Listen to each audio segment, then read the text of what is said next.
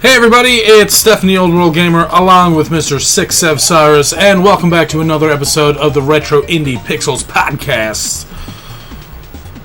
Oh boy, this week is going to be a fun week. Steve has a little bit more news this week, and I actually have a little less news, so it should balance out fairly well. We hope so anyway. Yeah. Alright, so Steve seems like he's very shy today. I'm a little shy today. So, we have a soundtrack pick for the week that I want to talk about immediately. It's that wonderful Super Mario RPG in the background there. Some wonderful, chill listening tunes for us. It's too bad they have not done a sequel to this yet, like a real sequel from Square. We need this at some point. It's funny that you're talking about Square. I guess that means I should segue into my first article. Man, people in Florida are loving this. Their segues. Alright. Kingdom Hearts is coming to PC as an Epic Store exclusive. That's right. Kingdom Hearts Epic Store exclusive. This includes Kingdom Hearts 3, plus Remind DLC, Kingdom Hearts HD 2.8 Final Chapter Prologue, Kingdom Hearts Melody of Memory, which is a new release that just came out, Kingdom Hearts HD 1.5 plus 2.5 Remix. The first three are $60, and the last one there is $50. It's kind of interesting because I'm pretty sure that includes almost all the content of the game, or the saga, not the game, obviously. So for like that's $230 there at the end if my math is right. You have all of Kingdom Hearts on your computer. Square Enix and Disney made a really interesting choice, though. My final thought on this, going for Epic Games, because they have Final Fantasy. Well, Square Enix has Final Fantasy on Steam, so why the separation? I'm not really sure, but interesting stuff. Anybody who's a fan of this now retro series? Yeah, you were a huge fan of this series, as far as I remember. I am. I really like the crossover aspects. It's really fun. I've yet to play one. You still, you need to. Maybe this will be your chance. I didn't want to talk about this too long, but yeah, a little bit of hype about that. That sounds like something I'm probably going to invest in. And if your wallets aren't saying ouch over this, I'm a little surprised. A lot of people love this series. Yes. Well, I mean, it's almost like buying the games new, like back in the day kind of thing. So I mean, it's a little expensive, but if they're good HD like remakes, then that's fine. I'm excited about it. That's where we're gonna leave that. And when they say HD in the title, you know it's HD. So you're getting what you're paying for there. I'm wincing a little because Retro Dodo didn't have anything for us this week, so I perused some of their old articles, and we're pretty much going to be up to date after this with what they have that I think the podcast would be interested in. Okay. So in the future, we're probably going to be normal, maybe no articles from Retro Dodo. Maybe like every month we get one. I don't know where they're going to be. I just want to make sure everybody's aware of that because, like I said, I was surprised when they didn't have anything this week. Sometimes it happens.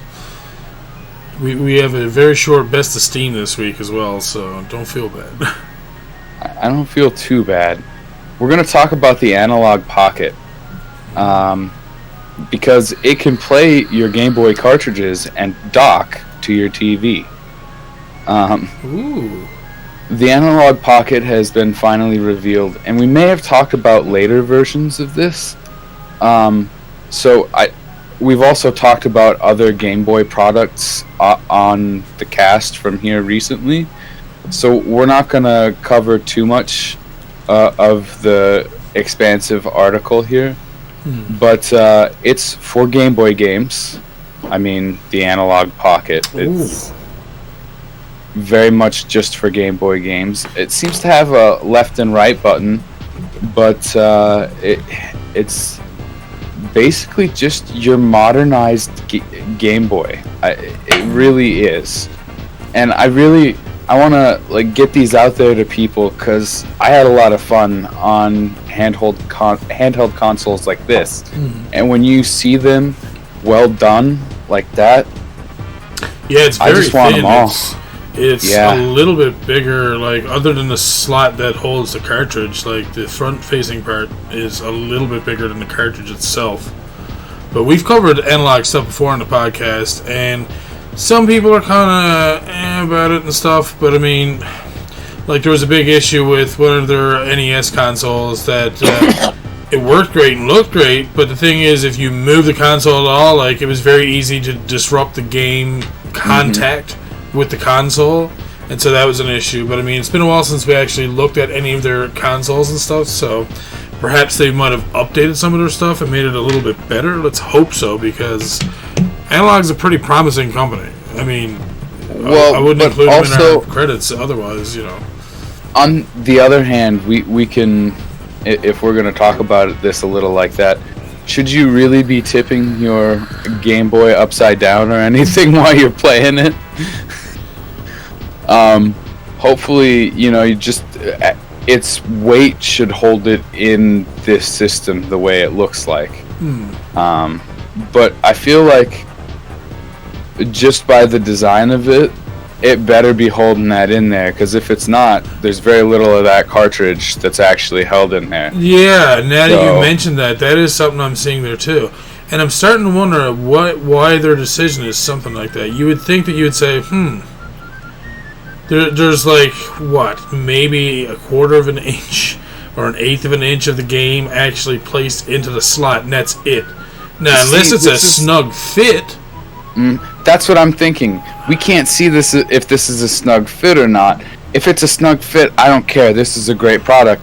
If it's not, you can jam a piece of paper in there or something, and you can make a snug fit. I think I see what they're doing there, Steve.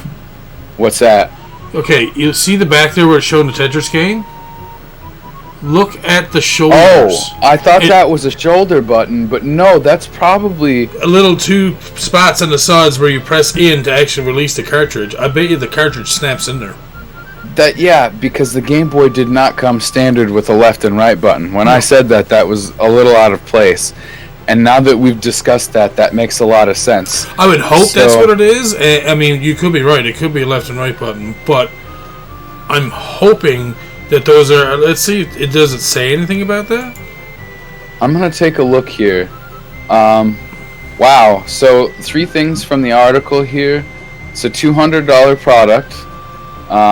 That's pretty expensive, according to the article writers. It's a 3.5-inch LCD screen with a 1600 by 1440 resolution and a 615 pixels per inch. Jesus. You're paying for your screen. Let me see here. A micro USB-C port, HDMI, and a headphone jack on the bottom side. A power button and a volume wheel. You'll get 2 triggers so you can play your Game Boy Advance games without a problem. So this is designed for snug fit to Game Boy Advance games, I bet. Yeah. That would be the way that you do this. Yeah, that is 100% a backlit LED, and it probably looks amazing or terrible. It's one or the other. I would say there it is looks no amazing, in to be honest with you. I mean, it looks like it's fairly solid there from that picture that they're showing us there. That's true. You also have to take into account that 1600 by 1440 and the 615 pixels per inch. So it's a little more expensive, but I would say that this is like, if you wanted a retro system, that might be the one you go for. Yeah. Oh, wow. Yeah, like, look at that. That's a nice picture quality, dude. It really is. I want one now. It's my wallet that's hurting. I didn't know I needed this until I went through all the details there. There's another product here I didn't know I needed, but on the next article here, I've seen this before. Has this product been on? I'm not sure if it's been on the podcast, but I've seen it before. We have an NES Mouse for nostalgic hunters. It's been revealed by 8-Bit Do. And I gotta say, for a very retro, stiff-looking mouse, I want to use it. I just do. The only problem is that I'm gonna see before I get into this at all is it's wireless. Ooh. You might not want a wireless mouse, but it is only $25. So is your love for Nintendo's old school consoles so uncontrollable, but that you can't help but always want one in your hand? Well, now you can with the NES Mouse by 8-Bit Do. Oh, Jesus, I thought you were on the next article. You were fooling me right up there for a second. Jesus. A nostalgic nod to the Nintendo Entertainment System from the 80s. Why does this exist? I need to know. Who thought wireless this was the thing that needed to be? Okay, so I'm sorry. That's a little opinionated, and if you want to flame me for it, that's okay. I will take some flame. I still like the product a lot. It's just I'm not a fan of wireless mice. Yeah, no, just because you have to worry about plugging it back in all the time, and yeah. I I'm could not read a fan this. of those either. I could read this whole article, but it's a pretty simple product. It speaks for itself way more than the last one does, if you know what I mean. No wire tangle. How much crap do you have on your desk that your wire? I know. Is getting... Come on, Game Hunter, get with the program, man. Yeah, but when you're speedrunning and you get a delay, or you're doing anything where a delay will make a difference in your life, that's actually the last thing I want to talk about here before we move on. I want to know about its specs. There's a 3D touch panel. The hell? Okay, so it's a scroll wheel touch panel. That's different. I don't know where it is, but it's somewhere. Maybe between the A and B buttons? Yeah, I was thinking somewhere up above those, perhaps, where your finger might be at rest. Yeah. So it doesn't seem to say anything else. Oh, 1000 DPI, 10-meter distance. Whoa, dude. 120 hours on one AA battery? That's a good amount of time. Yeah, and if you have a rechargeable AA battery, LOL, this product could totally be someone's thing. I want to know about its wireless capabilities. That's the detail I was looking for here. But they don't tell us what frequency it operates on, and that would be that's probably the Bluetooth or something. I hope it's not Bluetooth. That'd be brutal. Why? I have a hard time with Bluetooth, but that's probably just me. It's a nice product for $25. Yeah, it's not bad at all. If your wallet's not hurting, maybe it will be after this next article. And also, you forgot to tell them that you can also get a NES mouse pad to go alongside the NES Mouse. Ooh, that's a mistake I made there. Yeah, that would be a totally appropriate product pairing there. Do they say how much the pad is? Or the mat?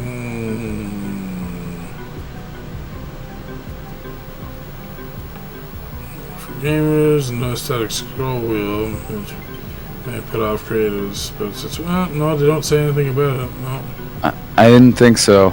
I'm gonna imagine that's got to be at least $10 more, but still, that's a really cheap combo. That's very nice, very retro, and it sounds like it works very well. I mean, this is another one of those cases where when I show you a product, I'm like, I really wish I could hand test this one to give you further details, but hands.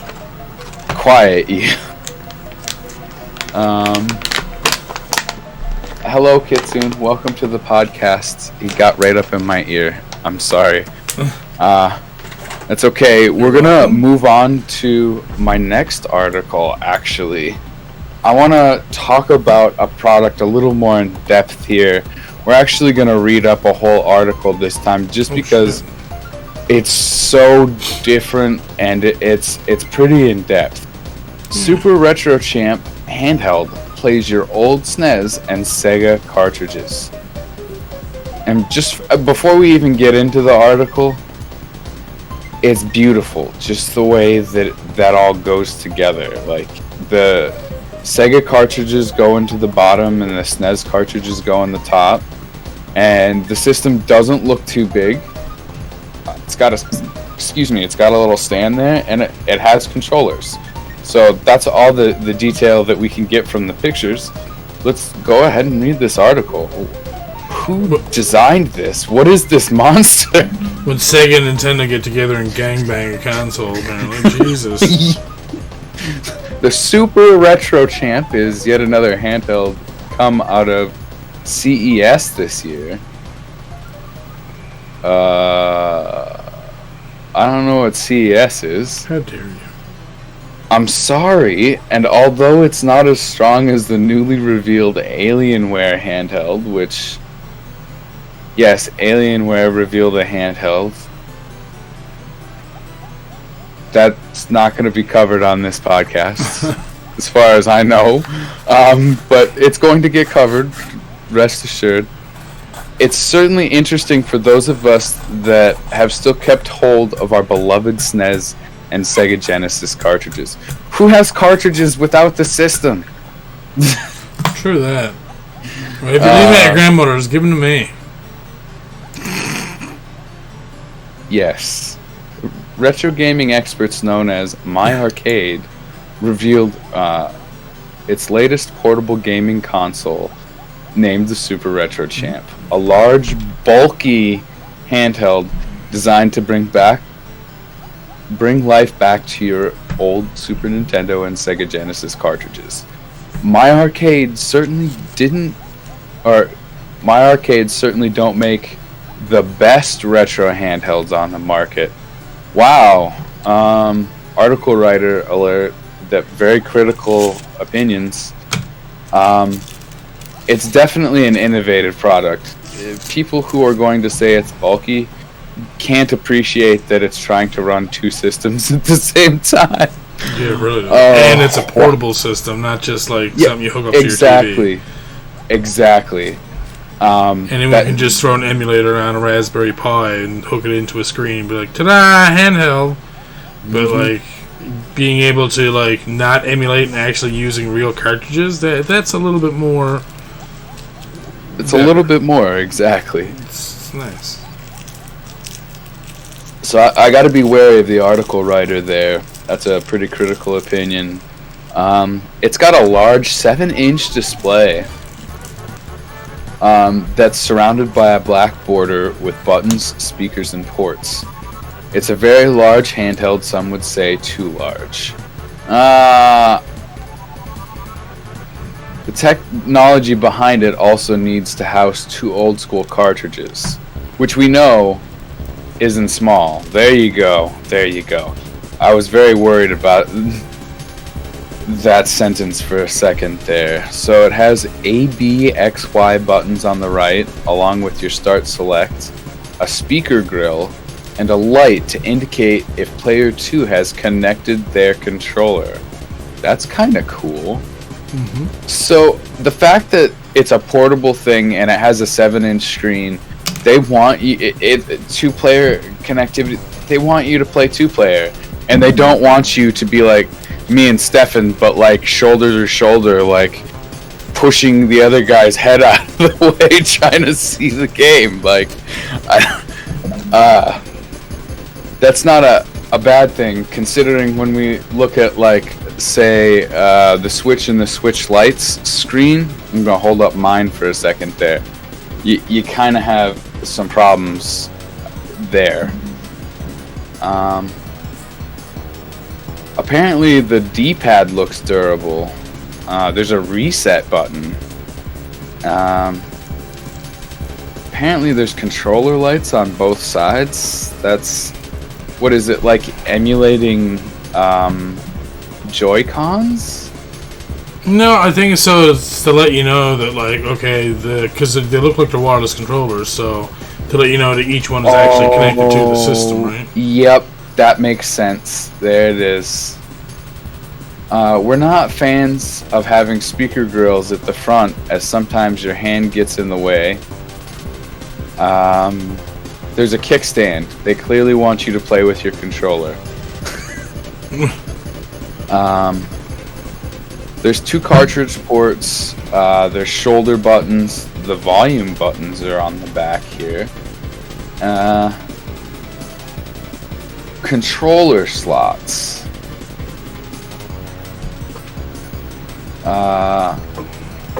Insert the HDMI cable.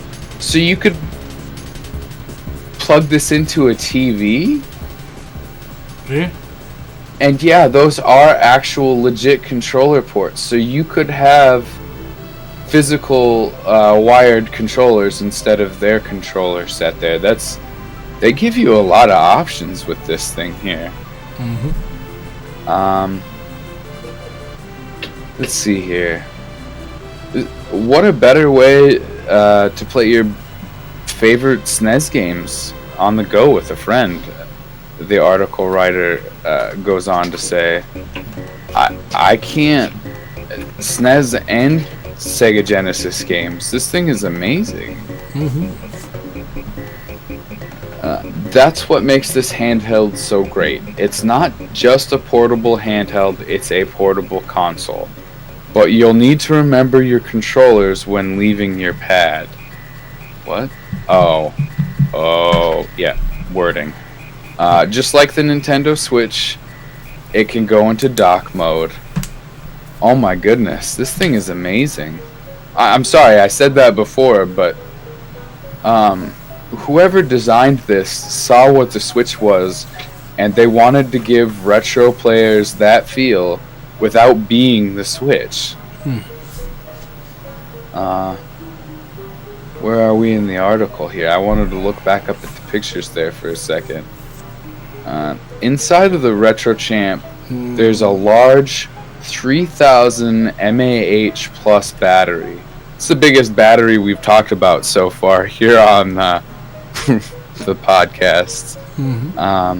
It can power your console for up to 5 hours on one charge. It's a large screen to power, so we don't know exactly how long it'll last, but that's what My Arcade are stating. People are going to get different results out of their batteries. That's just the way that always works out. But if they're saying 5 hours, that's probably going to be the average, which for that large screen and all of that capability, it's a lot better than you would expect. Apparently it's a 16:9 resolution, which doesn't make very much sense considering but if you wanted to make your games full screen, either on the device itself or say on a big old 60-inch TV or something, that could be useful. But other than that, it is certainly weird looking. I'm not going to argue with the article writer here. It's one of the weirder looking handheld consoles that we've seen just ever. But it has a built-in cartridge cleaning kit. That's pretty awesome. They've thought of it all. they've thought of it all. And on top of that, the price tag is $109.99. That's not terrible. No. It needs to be better quality than most of the products that My Arcade have pumped out. But we believe in them. Wow, I haven't seen any other My Arcade products. Have we covered them on the podcast here just real quick? I'm kind of curious.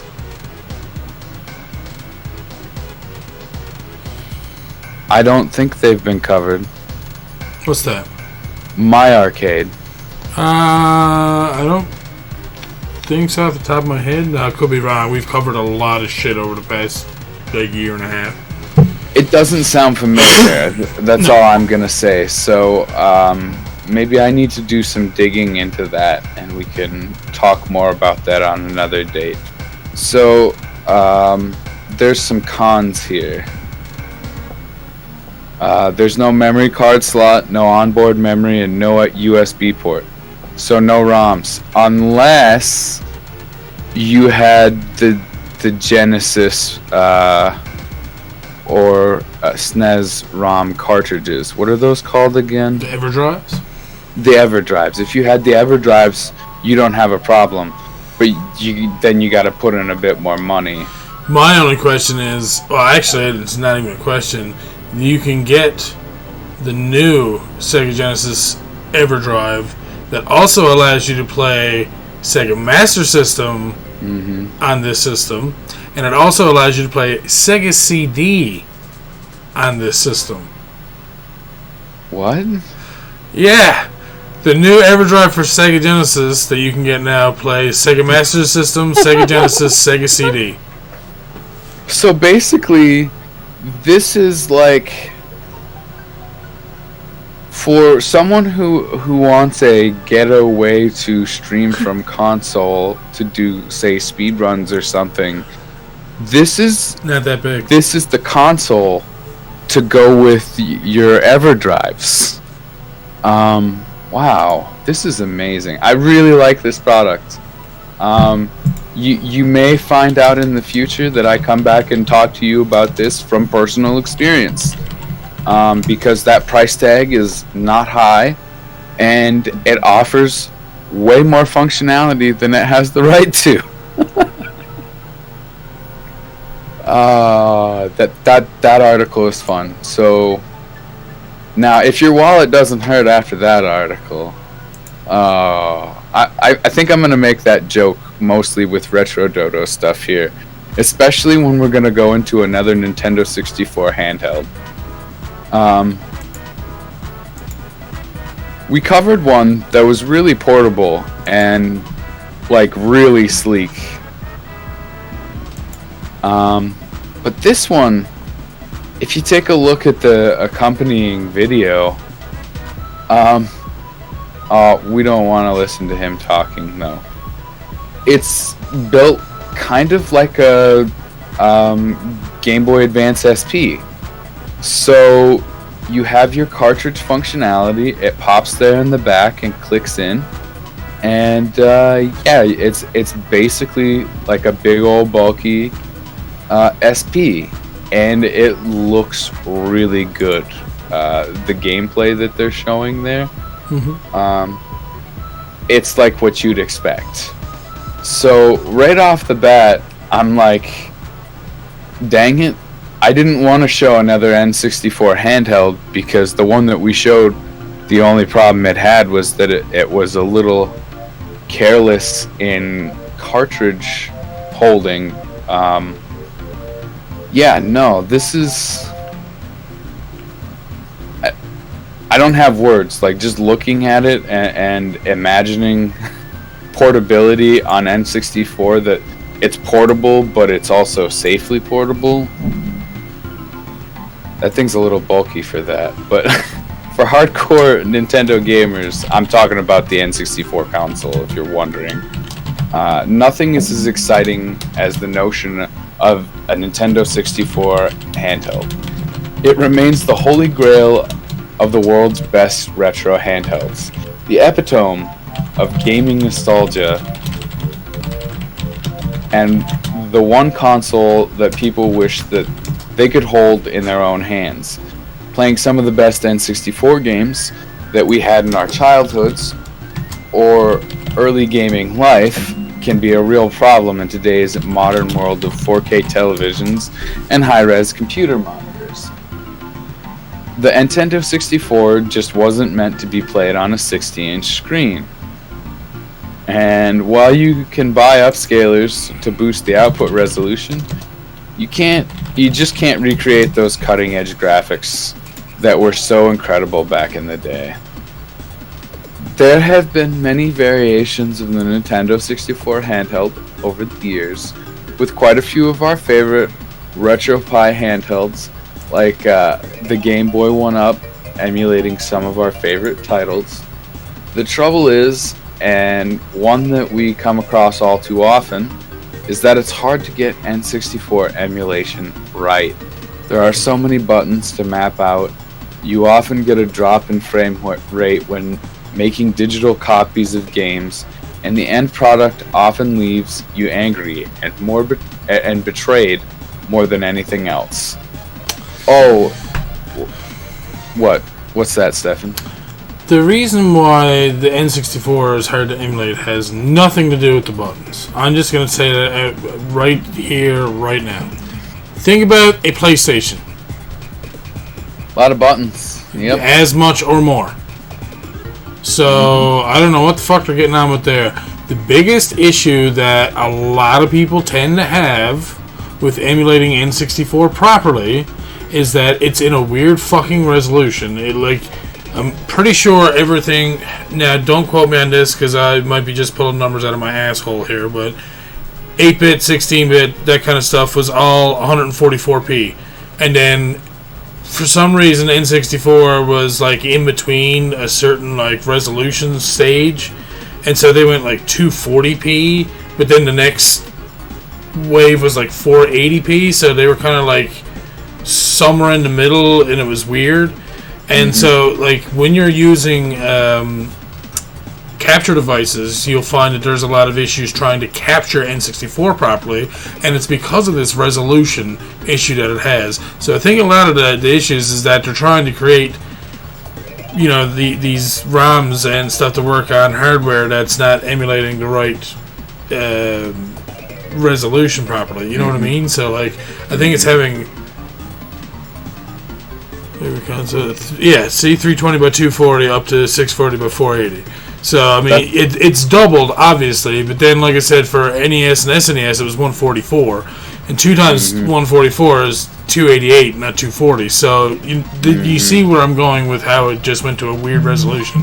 Yes, it's half of 480, but, yeah. Oh, believe me, there's a I'm going to use the game that I played on N64 a lot, Shadows of the Empire, that has a PC port. That has a lot of trouble playing on modern systems. It has a lot to do with that. You have to have a program, or your graphics card has to be capable of understanding that. It's one or the other. And guess what? It's higher-end graphic cards that do that. Strange. My old computer couldn't do it, and this computer played Shadows of the Empire fine, so I have no idea. It's just one thing that I know that in the PC world that is funky for a game that came from the N64. So those details aside, and the fact that we've looked at products like this before, we're gonna cover some specific details. Like I said, I'm looking at one of the pictures here, and it definitely looks like it holds your cartridges better. This doesn't use cartridges, though. Yeah, it does. Scroll down. Oh, it actually... Okay. Because I thought they were talking about the ROMs and stuff. Oh, they're saying how... Okay. So that's what I was going to say. It's like, if this is based off of emulating and using ROMs, then right then and there, you're looking at Nintendo's going to shut you down. So it's a limited time console, basically. So, But yeah, no, as long as it actually takes the actual cartridges, then yeah, that's important, I think. Yeah, from your original system. Okay, cool. There's some fun things here, like in the pictures, that the bottom part of the console looks really well planned out. Like if you look at the inside there's like a AA battery and 2 motherboards and some wires. There's no excess in here. What? Is that a AA? Because that looks really small. Oh no, it's a battery. It's just a cell. It says further down that it's a 4250 mega amp battery that holds about 2 hours of charge. So it's like a cell. It's, So that's interesting. That's now the largest battery that we've talked about on here, but it has no charge time. I think that has to do with the way they're displaying the screen. I would say be worried about the way this flips, but the way I'm looking at this, or I mean the way this looks, what I'm looking at here, the wires get held in little plastic channels. So as long as you didn't slam your screen around like a maniac, you'd probably be alright with that part. Looking at the internals there. I really want to know how much this costs, and there was never a price on this one. So maybe I go... Wow, I was looking at the hyperlinks here. There doesn't appear to be a place to go and buy this.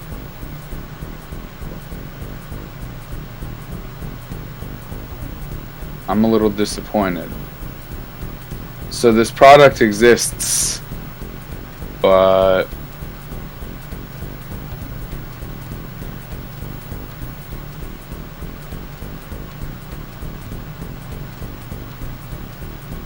let me see here. I'm looking over at the Twitch real quick. I'm trying to see. Trying to find a price, yeah. Yeah, I don't want to just tell people that this exists and then can't track down a price. That seems... This is not... I don't think I can find this. Let's go over to the Instagram. If not, I'll check the website real quick and then I'll give it up. It looks like these... so they make both of these. The other portable that I was talking about for N64, the one that has the questionable cartridge holding. But there's something else here that I want to point out that I'm seeing on the Instagram. The fold-up screen models have different colors. That's not a bad question, Game Hunter, but you have to realize that it's not going to generate a lot of heat. One, it's Raspberry Pi. Two, all the retro consoles back in the day didn't really use a lot of cooling because you didn't need it. You were using a solid state to play from, which is a cartridge. So, yeah, it doesn't need to be cooled down because it's just pulling data from it. I guess from the battery itself, maybe there might be heat. But other than that, it looks like there's two little holes there, too, in the bottom of the console itself. So I assume it lets heat out through there. But I would hope that while you're playing that, if your thumb's covered at you, they don't get warm. Because that would suck. Especially for anyone who... Because I know people who have... I guess you'd call it just a disorder where your hands get exceptionally sweaty when you're holding controllers and stuff. And for someone like that, that would be terrible. There's actually a group, NEESO, I believe, and some of you probably know them from third-party controllers and stuff. I'm pretty sure it was NEESO that made this handheld PC controller that actually had a fan built into it. And when you turn it on, it would actually just blow all the air at your hands so that they'd never be sweating. Oh, I figured they'd be speaker holes, but they could probably double like they could probably put speakers on either sides of the holes and still emulate sound great, but while still allowing for heat to escape that way. But like I said, I don't think that battery would generate a ton of heat. But like Game Hunter was saying, if you had it plugged in, you were doing a long session. See, I don't think that the Pi heats up that much. I mean, Peter would probably know more than anybody else here, more than likely. But I'm pretty sure Raspberry Pis don't generate a ton of heat from use. Even from a power supply that you're using. It's probably going to be the power supply that's going to get the most heat from it. So, what's going on over there, Steve? You're pretty silent, but violent. What's wrong? I'm very disappointed. G-Man Mods doesn't appear to be selling his products. Wow, okay. So I don't think I'll be talking about any more N64 portable stuff ever again. They're not the only ones who make that stuff. You might find something else later down the road. I'm gonna have to do some deep dives, perhaps. That's the Retro Dodo for this week. We're on a roll. Yeah, you've been flying through your articles. I told Steve about because he had more articles than he had last week, and last week he done a 30-plus minute talk about this. Well, I should say. I shouldn't say it was just Steve. Yeah. It's both of us. So when you get passionate about something, you tend to take it a little bit longer. But you don't have to trim everything down, Steve. You can still talk about stuff. We need all the information still. I mean, as long as all the information's pertinent, that's all that really matters. Then that's what I was trying to do in those cases. I feel kind of frustrated at the end of that, though. We're off the Retro Dodo for now, so no more game products, only games. Oh, that's not true. There's game-related news. So I found a game for Mr. OWG this week. Normally, I wouldn't just blatantly cover modern gaming that has nothing to do with anything retro or indie. And maybe this is indie. I'm not exactly sure. I would consider it indie, but I'm looking at this. I'm like, you're being a fucker right now. It's a pirate RPG. King of the Seas gets snapped up by Team 17. Switch release planned for May 2021. Stefan. Wait. You sent this... What? Sent me this a year ago. What? This game? Possibly. Just because I don't remember it doesn't mean I still don't want it. I'd fucking... pirate RPG games. You might want to run the trailer here real quick. Makes me want to play Pirates again now. Shit. Last summer, we shared news that the Italian developer 3D Clouds is working on a brand new pirate-based RPG called King of Seas. The announcement went down a treat, and while the new title missed its initial 2020 release window, a new partnership means the game's in very good hands. Sorry, I'm having some gas over here. Today, the developer has announced that it has signed a publishing deal with UK studio Team 17, with plans now in place to launch the game across Switch and other platforms in May 2021. 3D Clouds says the new deal will provide additional resources for the team to work on enhancing the gameplay quality, as well as implement further languages into the game. Francesco Bruschi, CEO of 3D Clouds, has shared the following in a press release. By the way, if I said that wrong, I apologize. Hello, I'm not Italian and I don't know how to speak it, so please believe me when I say I mean the utmost respect, because this is a really interesting game project. It looks very similar to Tempest, actually. Does it? It looks like they might have taken something like Tempest and improved upon it. Oh, well, here's what he said, and I'm just going to say before I say that, we're very excited, then I'm very excited, rather. But we're extremely happy and proud about this collaboration with Team 17. It's a fantastic opportunity for 3D Clouds, and especially for King of Seas, which will reach new levels of quality and an even wider audience. We look to the future with renewed optimism, confident that we can continue to work with Team 17 for a long period of time. If you need a quick catch-up on the game itself, there's an official overview. Oh my god. I'm requesting a key right now. King of Seas is an action role-playing game set in a deadly procedurally generated pirate world. In a ferocious plot, you will fight to regain what has been taken away and embark on an epic adventure in a fantastic world filled with battles, lost islands, and treasures. A universe full of amazing characters and breathtaking missions will keep you anchored as you strive to become the king of all pirates. Don't fucking tease me. So that's 25 euros, 25 USD, $40 Australian. I'm gonna say that's what, like 35 Canadian? I don't even want to talk about it.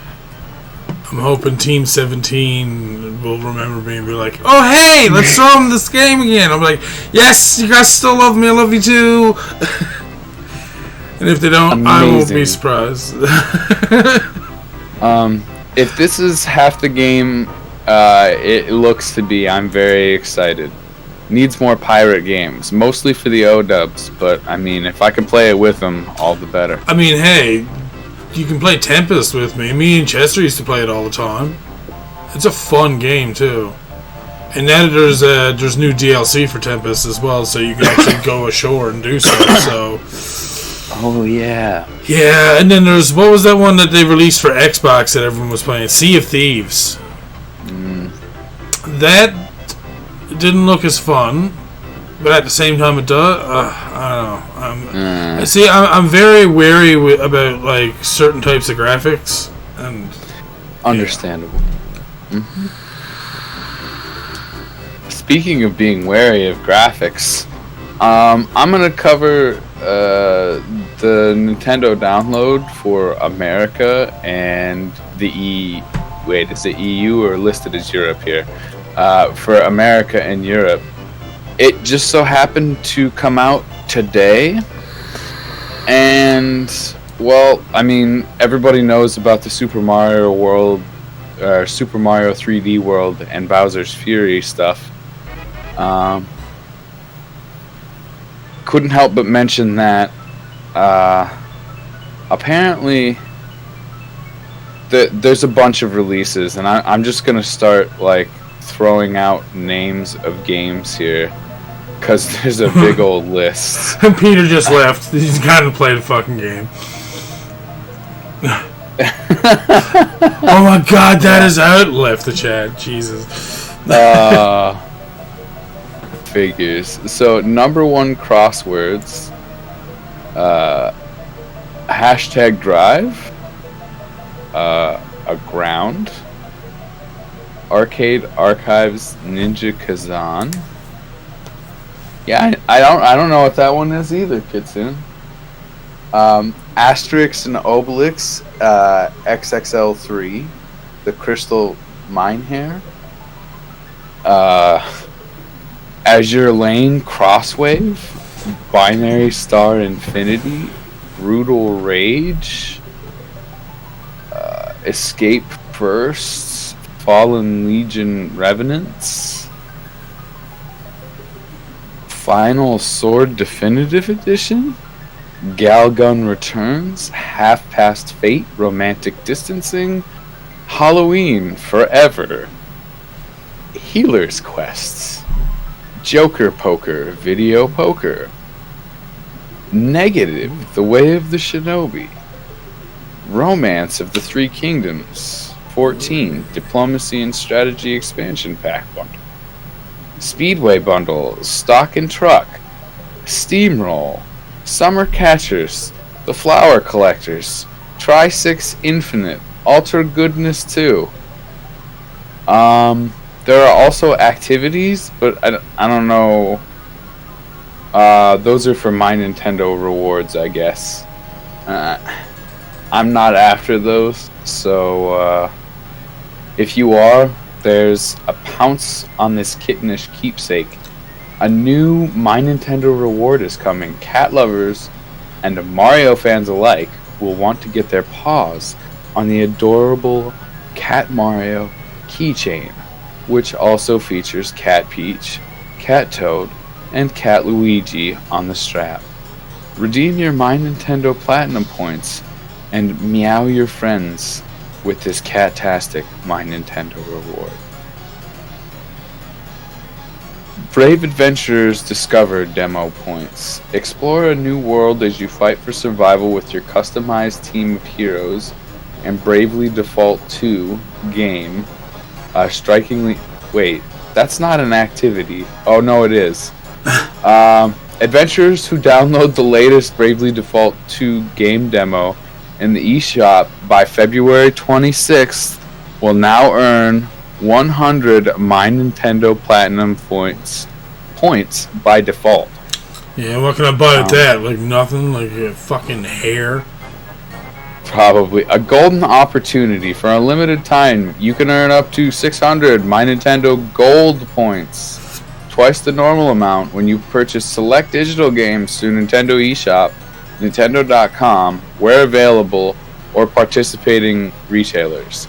Eligible games include Super Smash Bros. Ultimate and The Legend of Zelda Breath of the Wild, among others.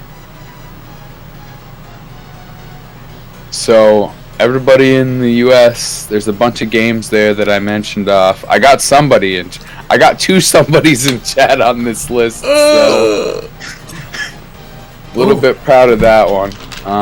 The EU list is quite similar, actually. I'm only going to cover... No, I will mention all of them. So, Galgun Returns, Little Nightmares 2, Romance of the Three Kingdoms, 14 Diplomacy and Strategy Expansion Pack Bundle. That is a mouthful. The Super Mario 3D World and Bowser's Fury thing. Hashtag Sanuka Attack. Aground. Choices That Matter. And Their Heroes Were Lost. The Flowers Collection. Half Past Fate. Romantic Distancing. Healer's Quest, Hero U, Rogue to Redemption, Hexagon Defense. Some of these names. No, I wasn't aware this was a separate article. I was like, where the fuck's he reading all this shit? I kind of bunched these two in specific together because there's just a bunch of games that got thrown out. Same game again. Speedway Bundle, Stock and Truck, Stealth, Steamroll, Summer Catchers, Tri-Six Infinite, Ultra Goodness 2, and Undermine. Apparently there's a new demo on the eShop. Yume Midori Nostalgia. Yes. And there's DLC and add-on content. Fuser, TM, Lethal League Blaze, Little Nightmares 2, which we already discussed. Oddworld, New and Tasty, Override 2, Super Mechanic League, and The Outer Worlds all got DLC or add-on content, apparently. So, Nintendo Download had a bunch of fun today there, guys. Jeez. Yeah. It's a lot of games. So many games. Now, on to something more Post Malone. Yeah, I seen that. I was like, what? I had no idea. Peter got moderated, apparently, by the way. I have no idea why Post Malone is to star in Pokemon 25th Anniversary Virtual Concert, but he is. This is interesting. It's different. I'm gonna watch the ad for this real quick. Very Post Malone. I haven't seen anything Pokemon yet, and it's a 31-second ad. 15 seconds in, no Pokemon. Very concerned here. And then he holds out the Pokeball. It's crazy. I never Hold would on. guess we would be here after 25 years. After 25 years, I'm throwing Pokeballs at stuff. And make all this possible. Apparently. It's been a while. So, the Pokemon Company has announced plans to host a special virtual concert featuring American rapper and songwriter Post Malone, which, to be fair, his 3D image does look pretty good. Like, what I saw there, they tried. You know what I mean? He doesn't look like he fits in the Pokemon world perfectly, but it's not as if they tried to post a real life Post Malone right into Pokemon. Post. So there's that. Post. You gonna post? Oh, I'm sorry, I had to do it. So the show will take place at 7 p.m.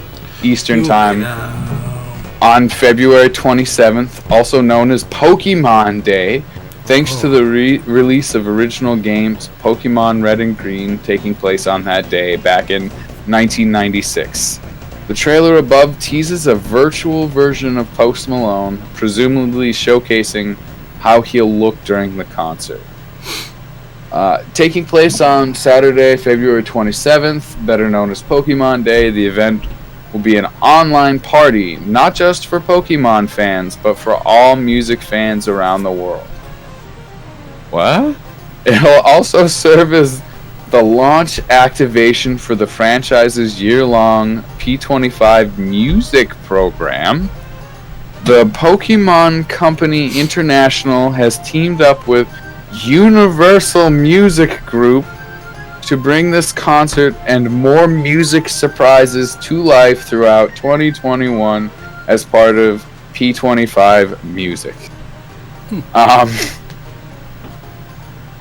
Pokemon's 25th anniversary plans are set to include the biggest names in music, with Katy Perry also confirmed to be joining forces with gaming's biggest franchise. This article ends on a question, and that question is, will you be tuning into the concert? I'm going to forward that question here. I'm just going to be like, I don't know. Maybe if it's good enough, I'll watch it after the fact, but I don't know that I'm going to watch it live. So that's my thoughts. I'm going to throw that question at ODub's live chat and post chat. Here you go, buddy. I wouldn't mind attending, because I'm sure they're going to do some fun stuff for Pokemon Sword and Shield, at least I hope. Yeah. Well, okay, so now that you've said that, you've literally segued me into my next article. I always do this, Steve. Been doing it all goddamn night. Fucking we're moving to Florida. We're moving to Florida. Okay. Pokemon Sword and Shield players will soon be able to get a singing Pikachu. Why? I don't know. Celebrations surrounding Pokemon's upcoming 25th anniversary continue, as it has now been announced that Pokemon Sword and Shield will soon receive a special Pikachu. Starting from the 25th of February, players will be able to get their hands on a special variant of Pikachu that knows the move Sing. Pikachu cannot usually learn Sing, so this digital rodent will truly be one of a kind. Really? That's it? That's it. Okay. Alright. I didn't expect that they were just gonna give it a move. I thought this was gonna be no, we're gonna do something else special, to make this Pikachu special. But if you don't pay attention, if you're like me and a very careless Pokemon owner, I might not even see that my Pikachu knows Sing. You know what I mean? Yeah. Yeah, the other thing I was gonna say is, imagine getting a shiny one. Yeah, see, I would hope it's shiny or it has to have something else that's coming with this. I'm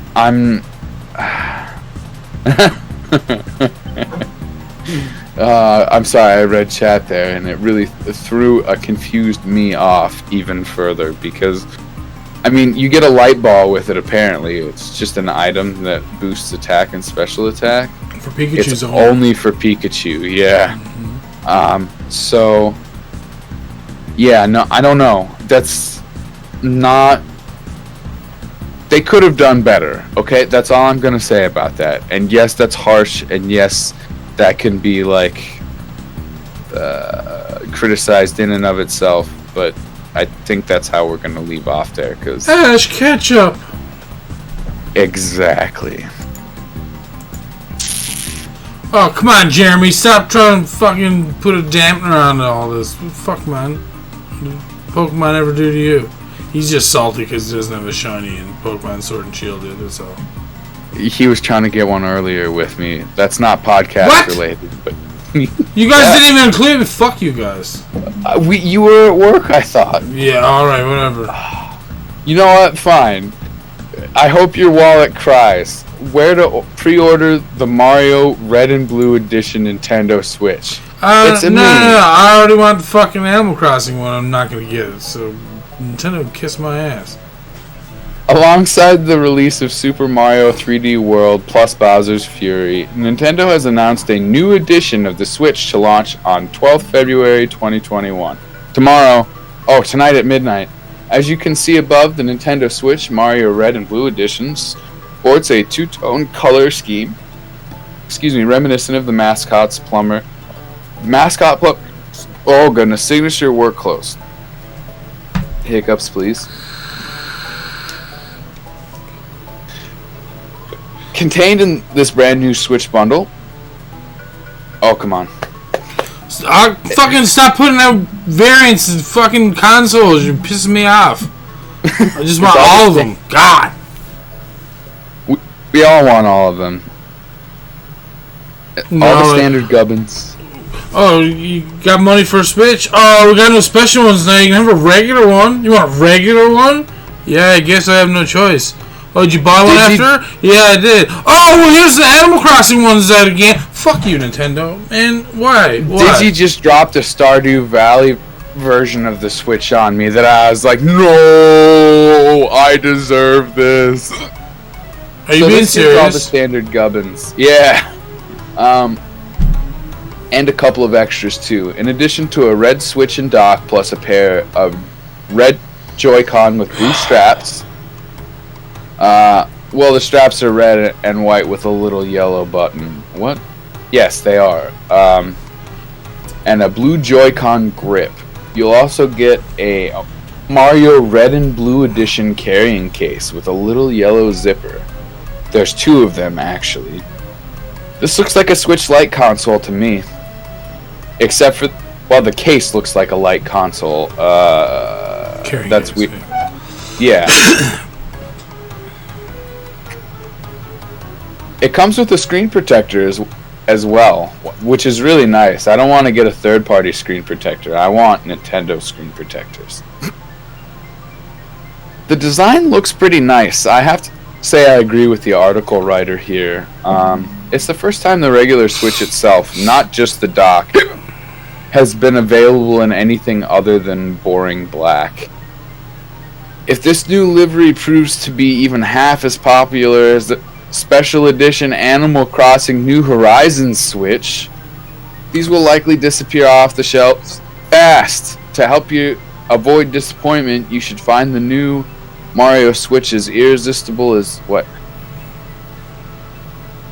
To help you avoid disappointment, should you find the new Mario Switch as irresistible as we do, we've collected below the best pre-order details for the Mario Red and Blue Switch Edition that we can find in the UK and US.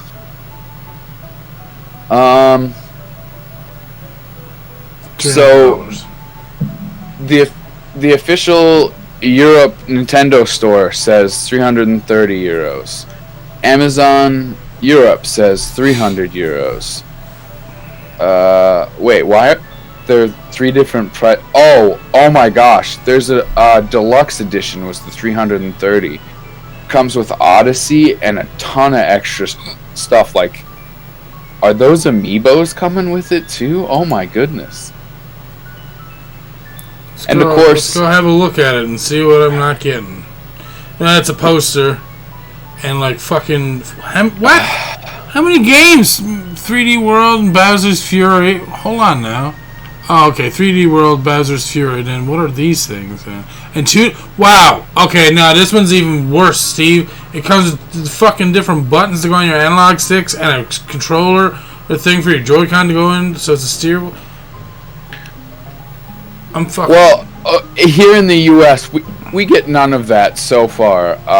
They give you the regular console, either at Target or from Nintendo of America. So I'm very frustrated here. This looks like a lot of fun, and I would enjoy owning such things as these. But this almost just looks like a money grab. Like, this isn't even like a liberty for the sake of fans having different skins for their Switch. This just looks like we want money. I'm kind of upset that they don't give us these deals. Like, why does the UK get all this special shit? Why are they getting everything all of a sudden when isn't there just as much or more people in Canada and the US alone that would buy the same exact thing? It's like Nintendo saying, like, by the way, we don't need your money. It's like, what? You don't want to make more of this shit to sell to us here to make more money? You'd rather us buy it from scalpers instead? Yes, because they can make more money selling it directly to scalpers. They don't care about the end user in America. They want to sell to bulk providers who sell to bulk providers who then sell to the user. They will be so far away from us that we don't get special deals. It saves them time and effort. Okay, I'm sorry. That might have been a little far. I'm just frustrated because Europe got some really cool stuff in those, and it appears that stuff isn't readily available in the States yet. It might be made available later, but I don't think so. I think it would be ready at rollout, generally. And then I found a random article down here about Levi's just announced a new line of Pokemon. What? Yeah, Pokemon's popping off today. Jesus. I guess we're gonna move over to the TIG forums, even though I still have hiccups. I've only got 2 games to cover here. The first one, unfortunately, we're not gonna get to cover too much because there's not much available for it. I'm gonna. There's a little like synopsis for this. It's a very kind of different game. Blue Sunday is a sad story about someone who struggles to understand his past. He finds himself in a weird world, plenty of familiar faces around him.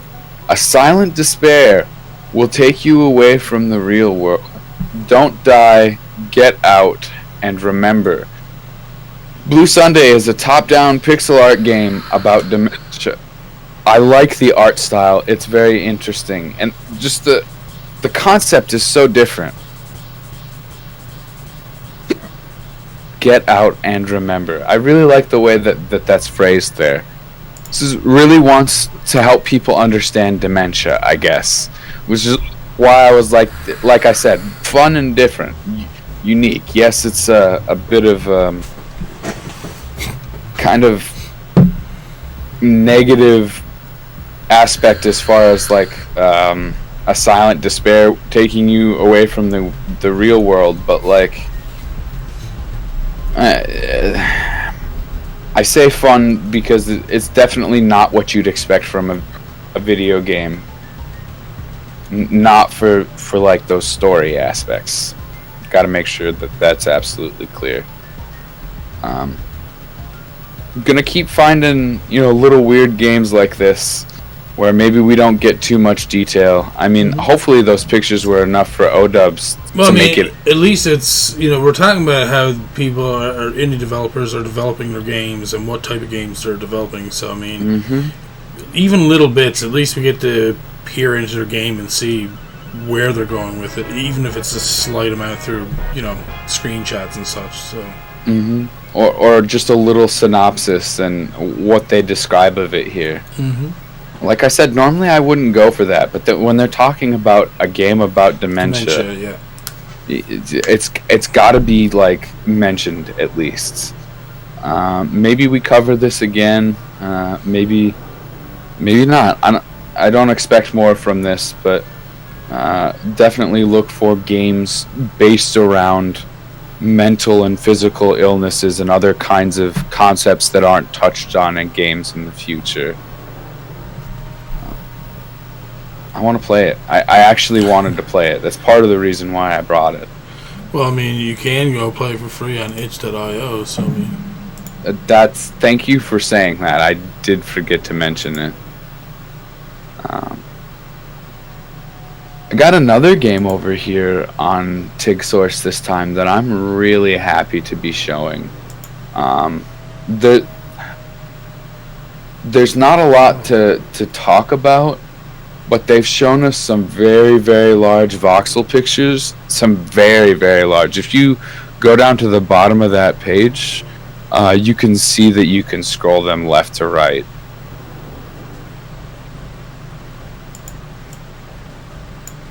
Oh, wow. Yeah. They're huge. Like, these pictures got to be more than 2,000 by 2,000. So I saw this and I was like, Meow. Exactly. So this game, FableForge, is a procedurally generated voxel RPG. It's a work in progress, and feedback is welcomed. So it uses procedural generation to create a world divided by unique RPG-inspired regions. It will feature procedurally generated creatures, resources, and more that are unique to each generated region. FableForge will also feature an open and dynamic crafting system. Whoa. That will allow players to create their own weapons, tools, and armor, block by block. This also extends to creating your own spells and abilities. Oh, he found something else there. Oh my goodness. That's a composite of some of those images we were looking at. Mm-hmm. Wow. You'll be able to create your character and level up exactly how you want to by leveling up skills, stats, or using your EXP to instead create your own new spells and abilities. Okay, but the question is, are there going to be dungeons or something? Or, like, you know what I mean? Like, what kind of things do you do? Is it going to be just like Minecraft, or is it going to be like there's going to be stuff added to it to make it more... Do you remember Cube World? A little bit, yeah. I don't see any of the towns or villages kind of things yet, but I expect that this is going to be a lot more like a freshly fleshed out kind of Cube World, instead of kind of just copy paste and some of the things that ended up there. I watched enough of Cube World to see that the gameplay, some of the mechanics and things are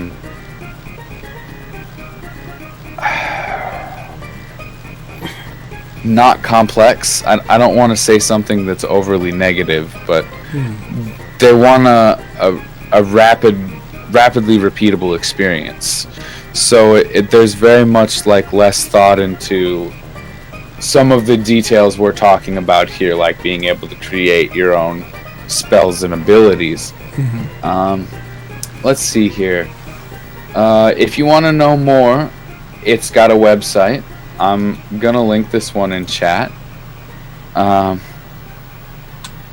Just because I think that people might be interested in it, especially with the fact that they're asking for feedback. And for those listening, that's FableForge.net. Thank you, sir.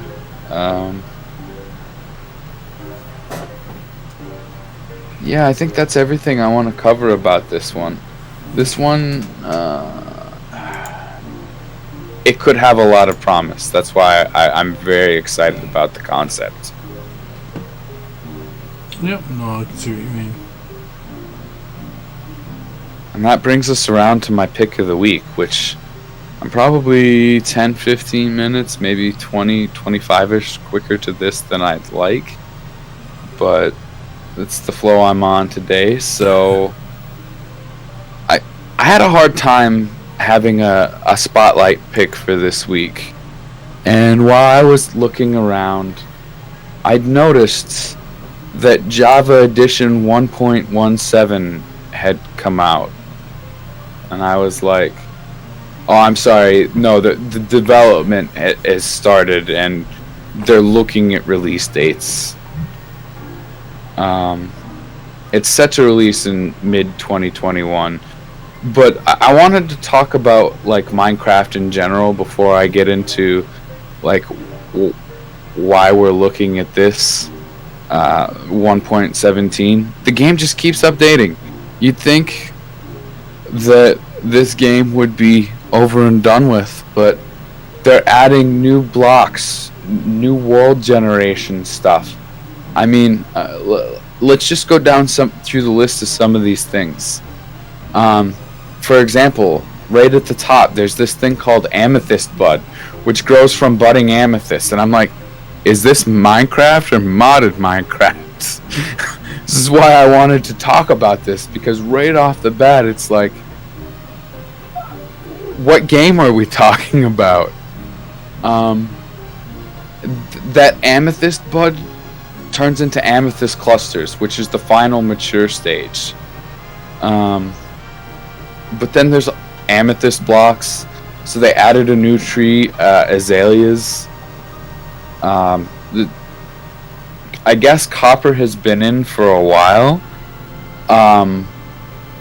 but what they've done is they're adding cut copper, copper slabs, and copper stairs, which the copper slabs and stairs sounds kind of rich if we don't know how much like these things are spawning in game, but it's new blocks, and in the base game of Minecraft that sounds really interesting. Speaking of new things, like there's also this thing called Drip Leaf.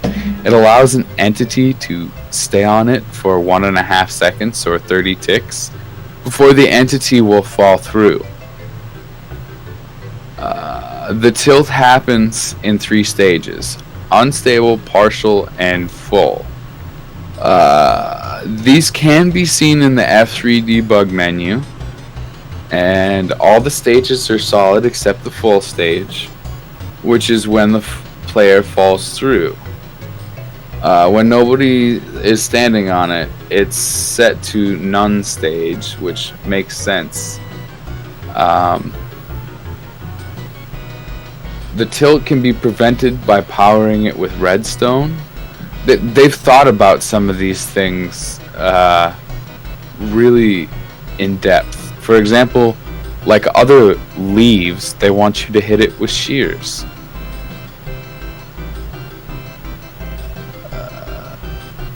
There's also dripstone blocks, which I thought were the same things, but they're not.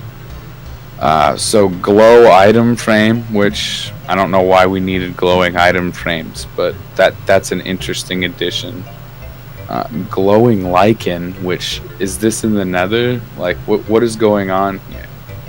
A light level of 7, obtained with shears, does not spread naturally, but you can bone meal it to spread horizontally or vertically if on the side of a block.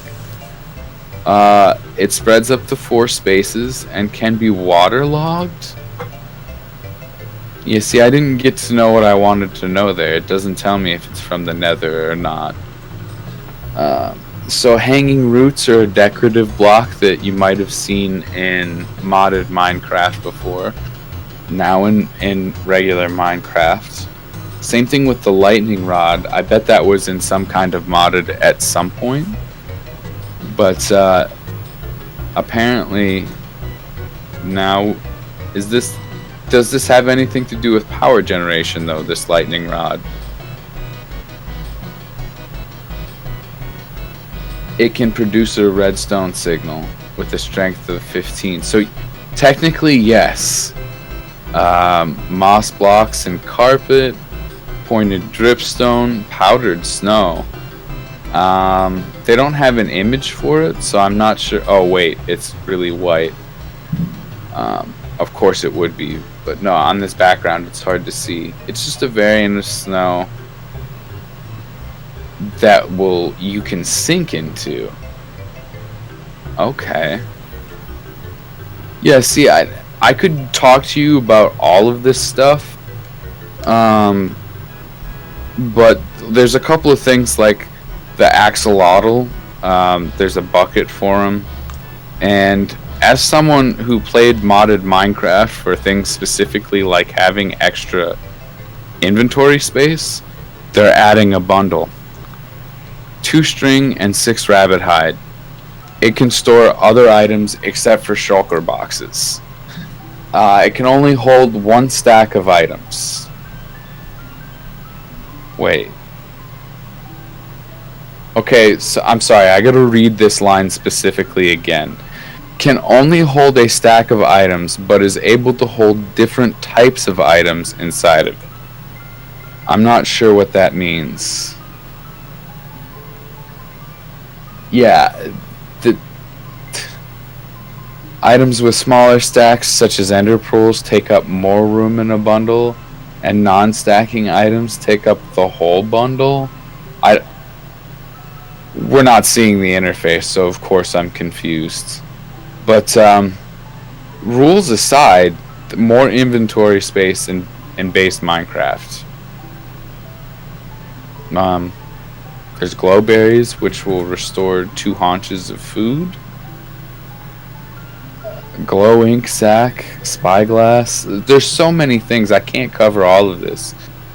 They changed the world generation. There's things like cheese caves, which is exactly what you think, and spaghetti caves, which are also exactly what you'd probably think. There are now aquifers in the game.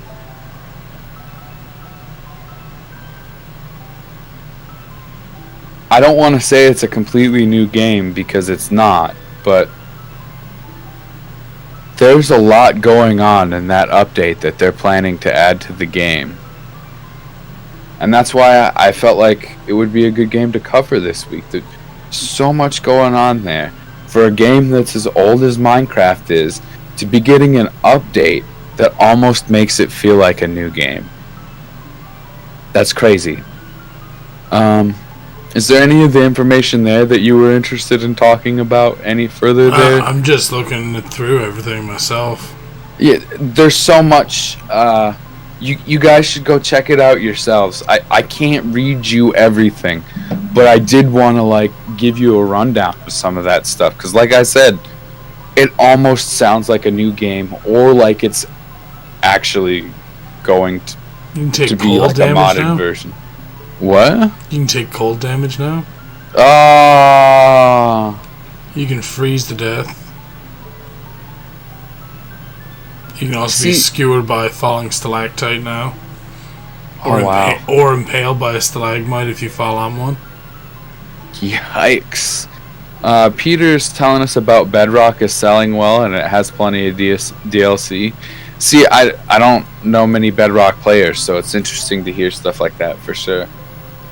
This is a fun surprise for me.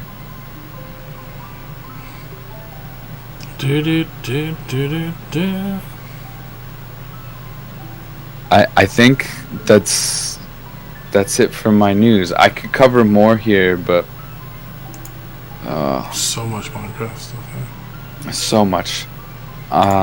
Normally I wouldn't get up in the middle of a podcast, and I know I'm about to hand over to Mr. O-Dubs, but I'm about to die of thirst, so I'm going to be right back, and we'll continue on here. I'm sorry, Mr. O-Dubs. It's fine. Alright.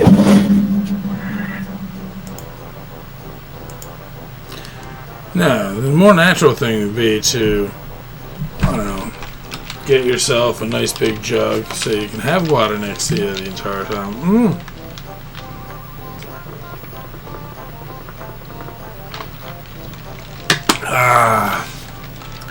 Delicious cold water. Oh, yeah, that's right. You're not here.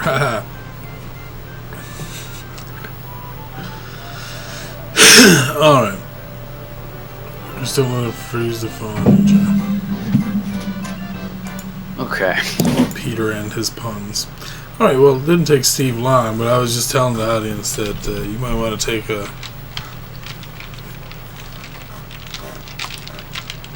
You know, get a big jug Couple with seconds. me and get some water next time. Mm-hmm. Become a Boy Scout. I just need a bigger jug. You do. You need a big jug, Steve. Big jugs. Alright, this week, like I said, I have a little bit more limited news. We only have 3 games from Best of Steam. We have a bunch of news from Indie Retro News. We only have a couple things from Destructoid. We only have 2 Kickstarters. And we only have 3 games for the Indie Game Help. Or, I'm not even sure what to dub that yet, but... Excuse me! Let's start out with everybody's favorite part, the Best of Steam.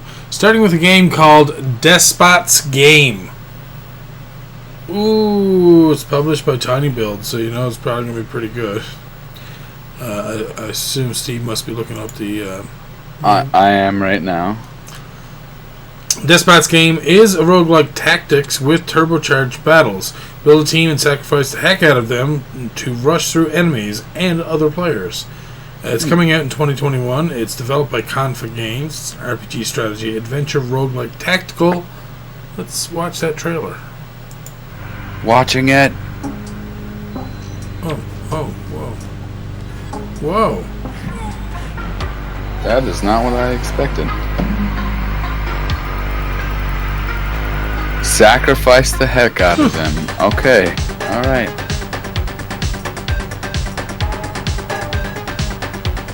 What the hell? Oh my god, this looks awesome. Mm-hmm. And there is a demo already, a big surprise. We live in demo times. So you just pick a bunch of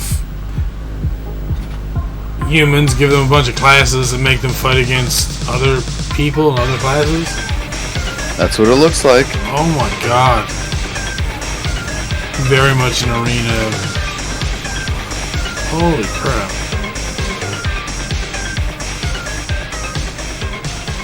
I've already wishlisted on Steam. Done! Oh my god. Well, that looked cool. Now, it looked like they had like this almost like Smash TV thing where it's like once you clear a room, you go on to the next room kind of thing. So it looks like it has a lot of promise. Ah, it's only single player, but wait. Why does it say other players then? Stop teasing! Or are you just playing against other players' teams that can be like loaded up, I guess, or something? Maybe. That's entirely possible. Or maybe it's a feature that they're planning to add in the full game when it releases. So. I would really hope so. That can make for some fun versus stuff. What, like Pizza Zombie? Wait, what was that silly pizza sloth game we played? Anyway, don't mind me. What's the next game?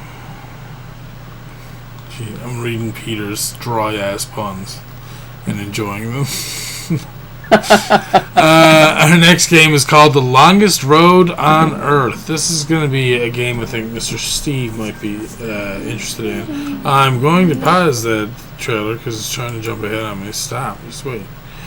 An emotive interactive visual and auditory experience based upon intimate human connection and a journey we all must take. Published by Raw Fury and developed by Brainwash Gang TLR Games. This is adventure, casual, interactive fiction, life sim. I thought this was the point and click one, so maybe I'm wrong? I'm not sure. We'll watch the trailer though. Will we?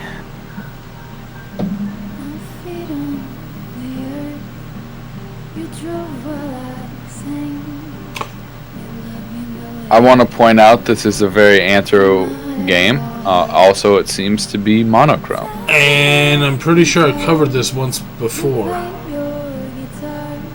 come to think of it, The Longest Road on Earth seems somewhat familiar. It's the character, the female mouse lady, that seemed familiar to me. I gotcha. Oh. Oh god, that cigarette burning.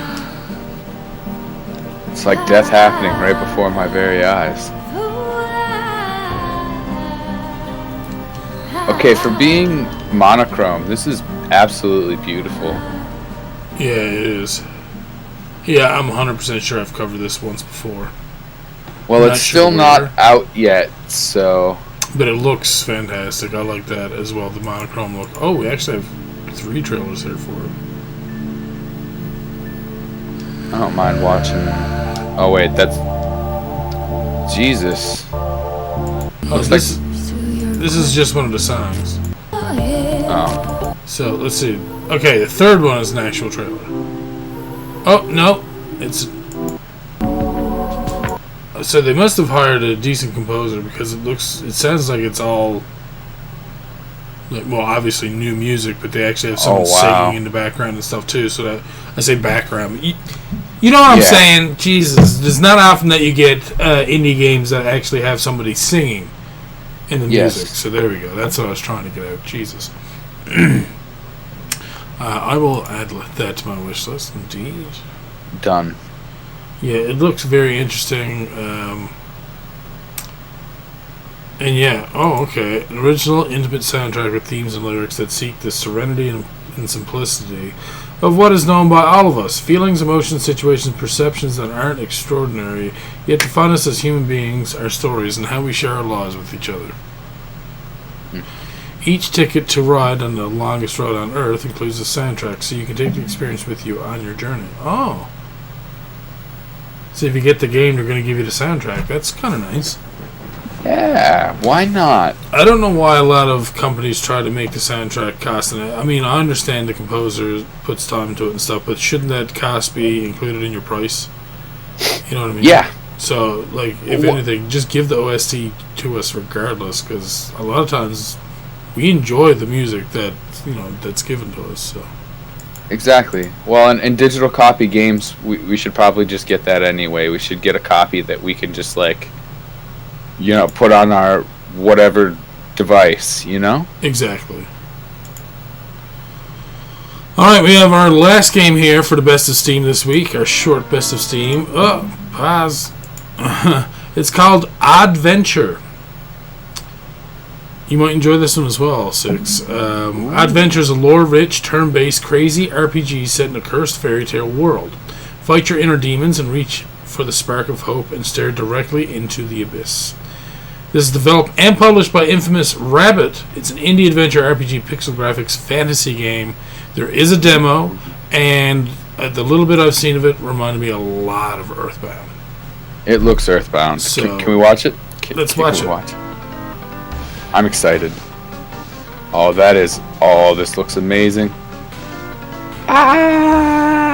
That's more like Mother 3 and stuff, but it's still got that Earthbound vibe.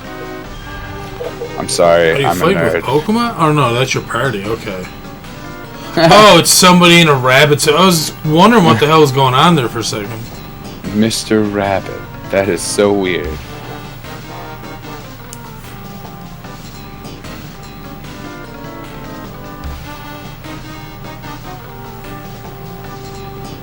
Funny smelling scores. Oh shit.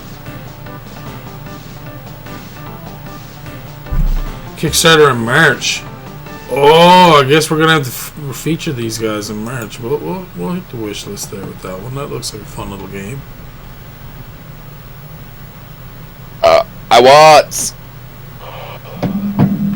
All right, that was a short but good cue there.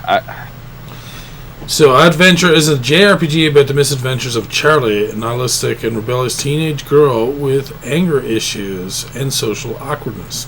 Charlie searches for her troublesome brother, Bonzo, and ultimately for a way back home. The setting is the kingdom of Luxia, a land straight from original Grimm Brothers fairy tales with a dark Nietzschean twist. Ooh, really? Huh, okay. Anyone who's followed Andromeda, the weird space Kevin Sorbo TV show, would know what Nietzscheans are, or who Nietzscheans are. Let's see. Explore and interact and battle enemies. So yeah, it's like a standard RPG. So that's kind of interesting. I like the art style. It's nice. Not standard in that it has the aspect of Undertale where you can kill people off or not kill them off. Okay. If you look below the gameplay there, that is an Undertale mechanical aspect. So that makes it interesting and unique as well. There's probably going to be stuff that happens for making those decisions or not making those decisions. Good. That makes it more fun. Exactly. That's why I wanted to point that out. More reason to like. All right, and next up, we're going to move into our Indie Retro news for this week from IndieRetroNews.com, starting with Desolate, an unusual game from a TI-83 Plus calculator ported to the ZX Spectrum. All right. So Saberman has given a heads up that Desolate, a game from the TI-83/84 calculator, has been ported over to the ZX Spectrum thanks to Nikita Zimin. For those of you who don't remember the original game, it was created back in 2004 by Patrick Prendergast as a rather large RPG that featured many different rooms and inventory-based usage. According to the wiki page for this game, when it was released for the calculator back in 2004, Desolate is an adventure puzzle game with some RPG Final Fantasy type elements. The game has the best graphics yet on the TI-83 Plus and TI-84 Plus. It features lots of items to collect, crazy enemies, a complex storyline, 4 levels, hours worth of enjoyment, and more. So yes, it may not have the graphics of a specky game, but it's still worth playing. So let's kind of move ahead. Yeah, I need to see gameplay on this. Oh, okay. Oh, it's almost like Shadowgate, but it's not in third person? Maybe? You know what I mean? Like, you go and you find stuff from some people or some places, then you have to backtrack. Oh, this reminds me of that one DOS game that I played that I have no idea what the name of it is. No, I'm not kidding you. It's like one of the games from my childhood that I wish I remembered the name of. This is a lot like that. Like, you could move around, but then you'd also have to type to interact with certain things. Oh, I wish I remembered. But this looks... I want to play this because of the mystery and intrigue of that game. I'm like, yes, I understand this game. Hello, I'm here for you. Well, this is available to play if you are interested in playing it. Just gotta get a ZX Spectrum, oh yeah, it's already ported. So yeah, you just gotta get a ZX Spectrum emulator in the ROM. Oh, cool. Let's see. The next thing we have here is Genius Trilogy. An Apple II game comes over to the Atari XL XE. Alright. So, some time ago, Daniel Liverani released a homebrew called Genius into the toy warehouses for the Apple II, the C64, as well as the Plus 4. As a game inspired by the Genius rock opera, which he created way back in the early 2000s. Thankfully, for those of you who remember the game when we first mentioned it in Indie Retro News, we'll be pleased to learn the creator has now released Genius into the toy warehouses as a 3-part trilogy for the Atari XL XE. Just as in the Apple II version, once again play as Genius, you once again play as Genius, and you on a quest to free the toys that have been trapped away. What? Oh, and you're on a quest to free the toys that have been trapped away? The only way to do this, however, is to collect the keys, open the correct white-lit doors, and the toys are yours. So good luck, and let us know how far you get into the rather unusual Atari XL XE game, complete with over 200 levels. Wow. Jesus.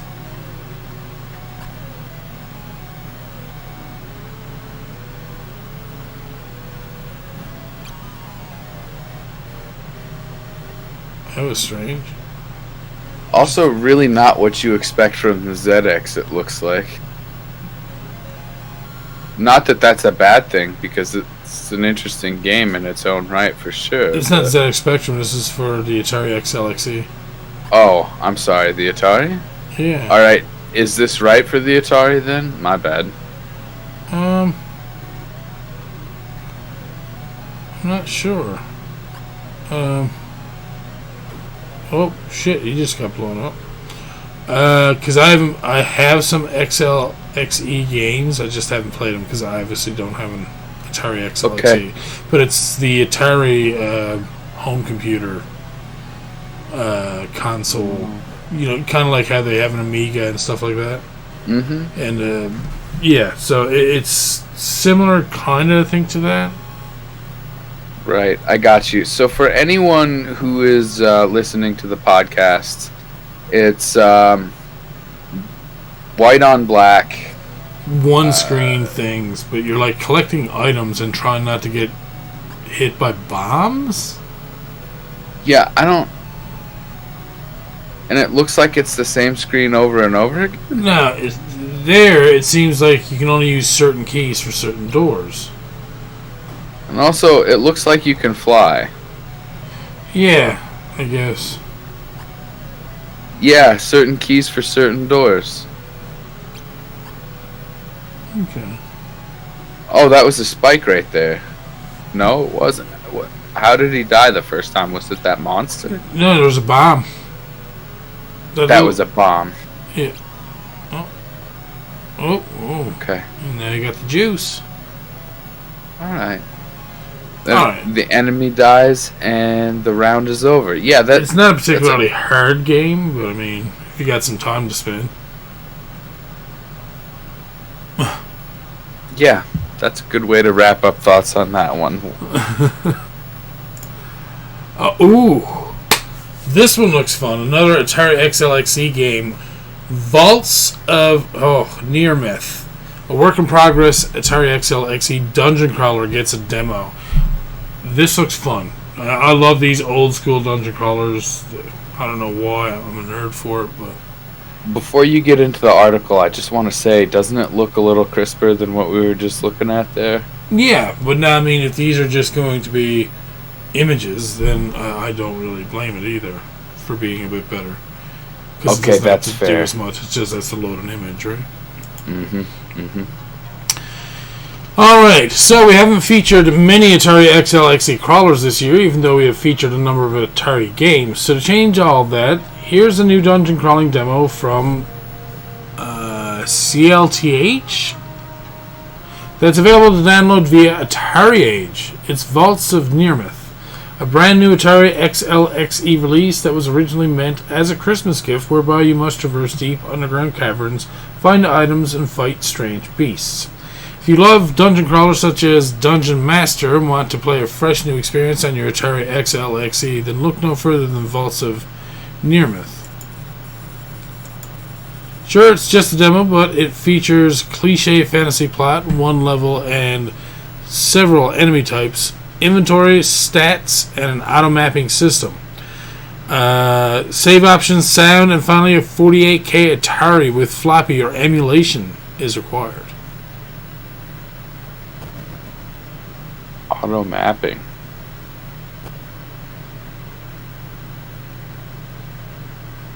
Is that a standard feature for games like this in the dungeon crawler community? I don't think so, but I could be wrong. I want to point out the quality of life that I hear there. So for me, that sounds like it makes the game more approachable. I can understand that. Nobody wants to get lost in a dungeon maze. Get that bag of money! Saberman, no!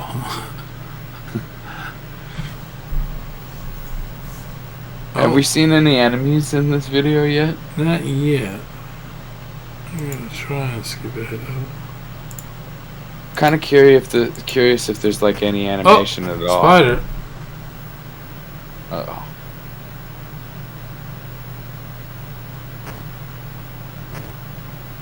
Use your sword.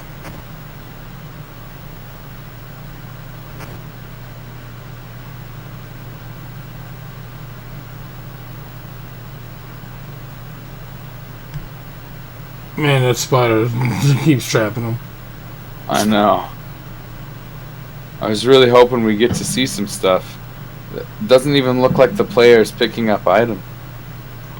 Yeah, I'm fairly confused with it, but I mean, it is a demo too, so I mean, it could be just stuff's not finished yet.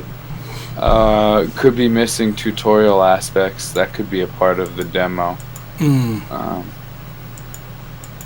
I still would want to play it. That looks like there's something there.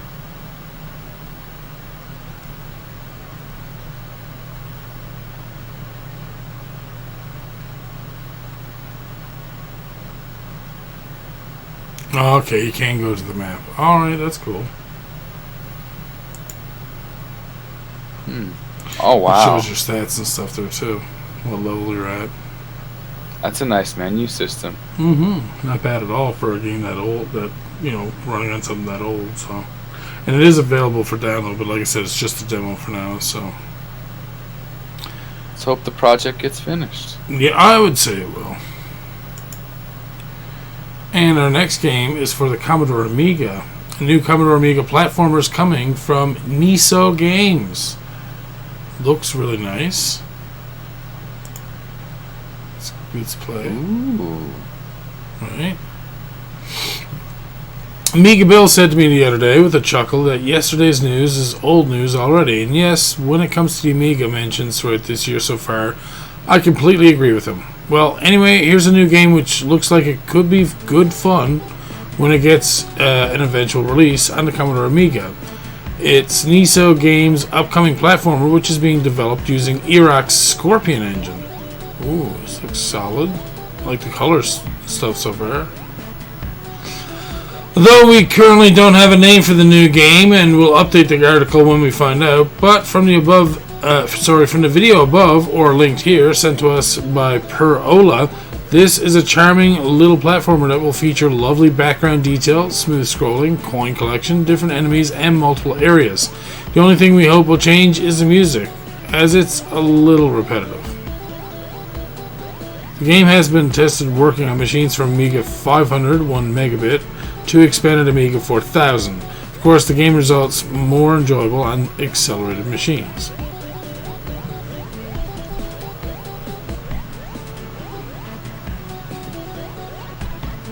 I really like that art style. Yeah, it's kind of nice, eh? The detail in the background is really nice. I want to say, for anyone who's watching, it's probably almost just your basic platformer game, but the thing that stands out is it looks so pretty. Just want to. The backgrounds are very, I want to say, almost like Kirby. I kind of had a Kirby in general vibe. Yeah.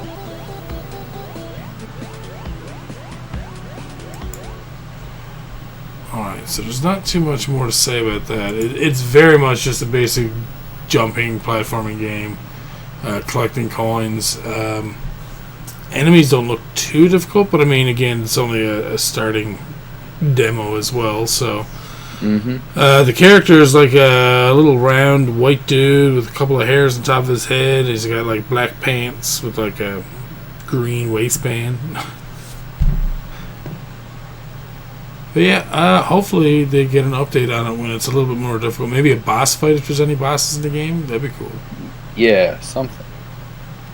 So the worst thing about these demos for works in progress, it's like, you're teasing me and I don't know if I like it or not, really? I haven't figured it out. There's not enough here for me to figure anything out. What do you want from me? Exactly.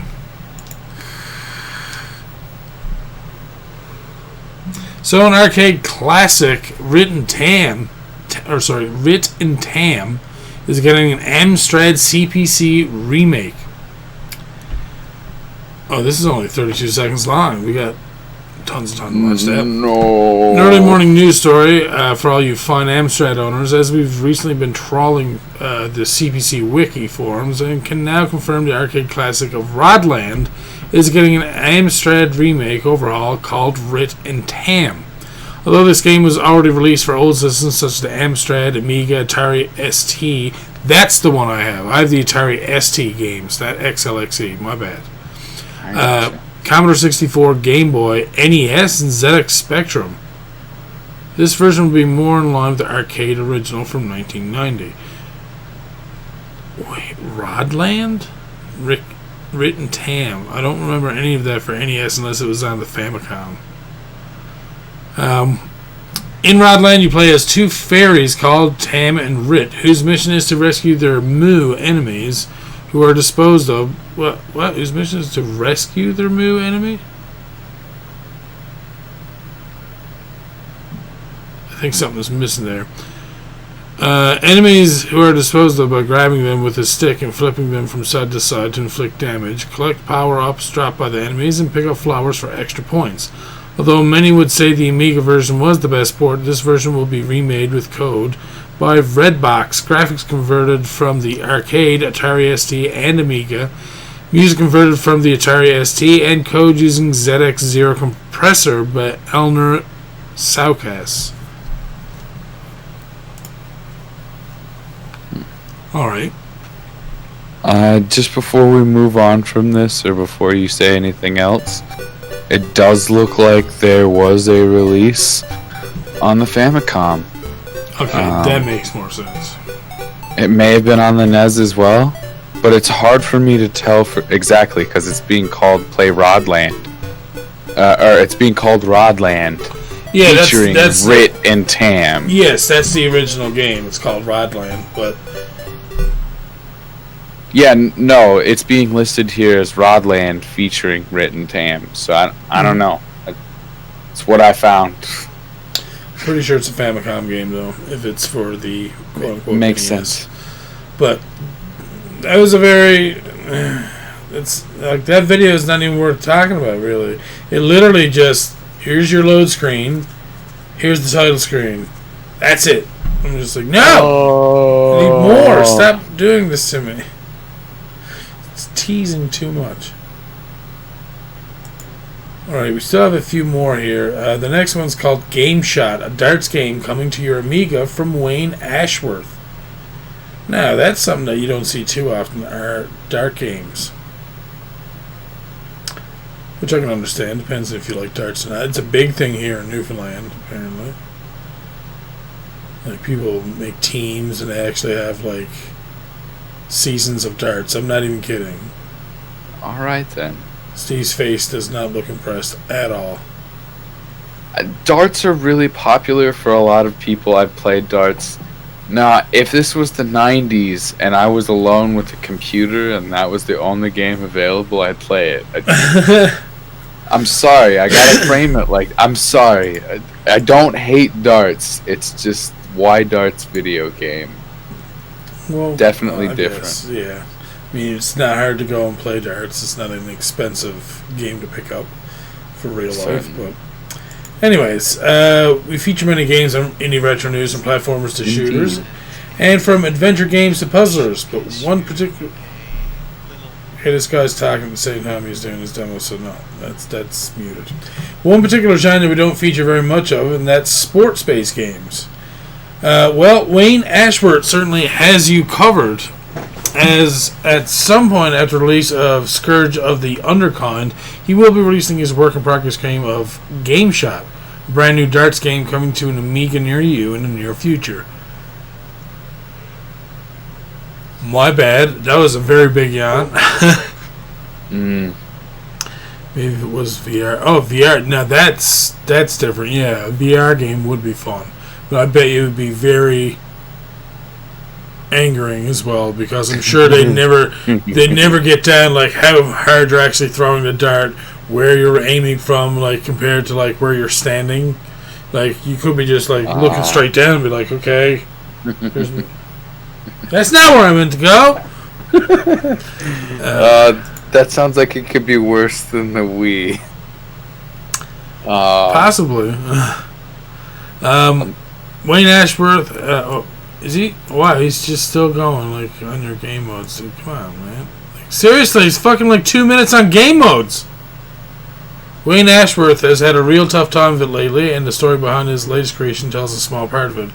As in the words of Wayne, after my dad passed away at the end of 2018, and after I nearly died myself just days after, DVT and multiple pulmonary emboli. Oh my god, emboli. Sorry. I decided to take some much needed time out from Scourge of Undercon development to channel some energy into a little tribute game to my father, and so this Darts Game Shot was born. So there you have it. After everything Wayne has gone through, it's nice to see him still creating great games, and we look forward to Scourge of the Undercon. So that's kind of neat. He's doing this as a tribute to his dad, who probably enjoyed playing darts. That makes a lot more sense. Yeah. Again, I don't hate the concept of darts. No, but I mean, I can understand what you're saying. Because, I mean, even if you look at the video they're showing here, it's like we're literally scanning over an image of a dartboard. And then we're going to pick where we're shooting the dart. Now, I'm sure, obviously, it's a game that they're going to make it a little bit more difficult than that. Because, I mean... Like golf. Come on. Yeah, right? So, I mean, it's like, what are we going to do? To just get all 3 triple 20s every time? Like, alright. But no, it's... Jesus, he sounds like he's had a pretty rough go of it, though. And he's put out a game after all of that. Like I said... 2, really. He's still got the other one as a work in progress. Oh, yeah. I feel like I was really critical of that. Nah. I mean, listen, I've said it so many times before. There's games that we're going to show on here that we might not like, but other people might. And that's the whole point, is that we're featuring multiple types of games. It's not like, you know, that we're just favoring, you know, some over others. That's not to say that we don't sometimes, because we enjoy Metroidvanias. You enjoy point and clicks and adventure games, same as I do. I mean, there's a lot of different things that we both enjoy, but sometimes we have to look at, you know, different games that other people might enjoy. I don't particularly like racing games, and by racing I mean like driving an F1 fucking car for like 10 laps or 20 laps. That to me is not interesting, going around the same thing over and over. But look, the Indy 500, I mean, obviously people like watching it, so I mean, why wouldn't they enjoy playing or doing it themselves? So you keep quiet, did you? Let's not talk about farming or fishing or simulators. Like, I wish there was a good farming or a fishing game, like a really good fishing game for a change. Like IRL fishing, like your Jeremy Wade going across the planet to fish rare and exotic fish. Are you talking about that Quebec guy who does like, does big fish, and he like kisses the fish all the time when he catches them? No, I'm talking about some old British dude. Oh, okay.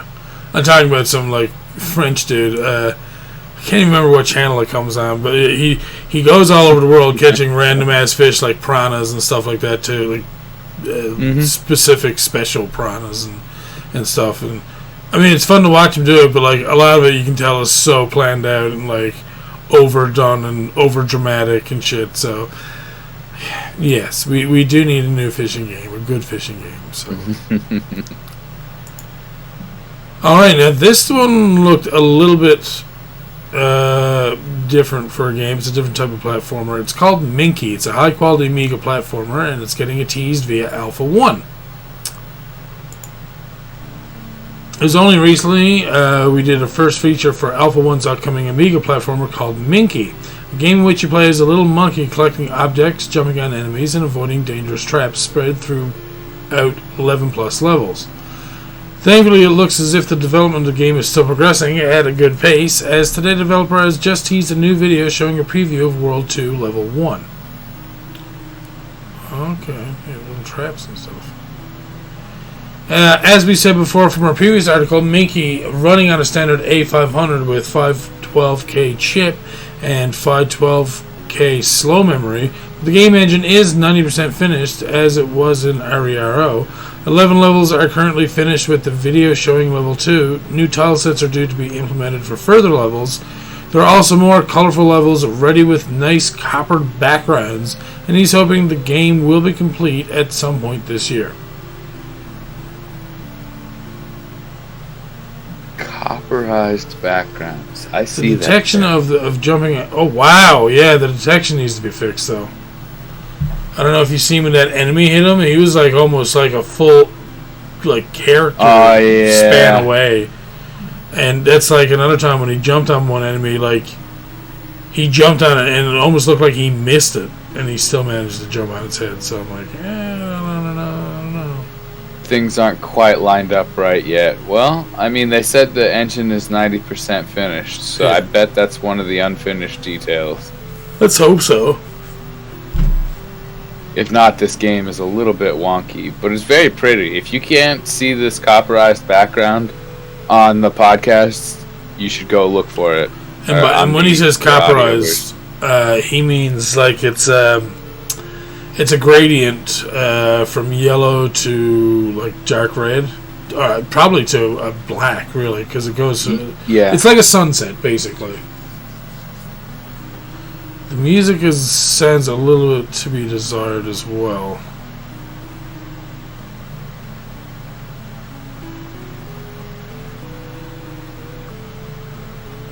Yeah, see, he just jumped right there, and it didn't look like it hit something. That's what I'm saying. Like, some of the hit detection is really terrible. And not only that, but when you actually jump on an enemy and hit its head, it just immediately just goes down through the bottom of the screen. Like at least with the Goomba and Mario, like, it squishes down, you can see, okay, you squat it. Or like in other things where you hit enemies like DuckTales. When you jump on them, like, they kind of go meow, and they like kind of bounce off the platform that they're on and off the screen, as opposed to like straight down. You know what I mean? So, but again, that's little things that could be polished later. So I'm not trying to be super critical, but again, we're not here to kiss everyone's ass. We're here to make sure that they know like what we like and what we don't, and if there's things that we don't like, maybe that can help them improve their game. So exactly. All right, so we have 3 more articles left. Our next one is called, this looks pretty cool too, just from the screenshot that I got to see this earlier. Oh no. The Dark Lost Pages, B-side of the Dark Redux for the ZX Spectrum.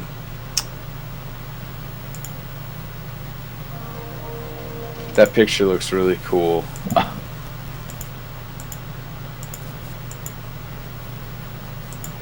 Oh, okay, whoa. I forgot this is ZX Spectrum, but they're using a small amount of screen. Very small amount of screen. Is that to save on the lag of the specific style of the game? Could be. It could very well be.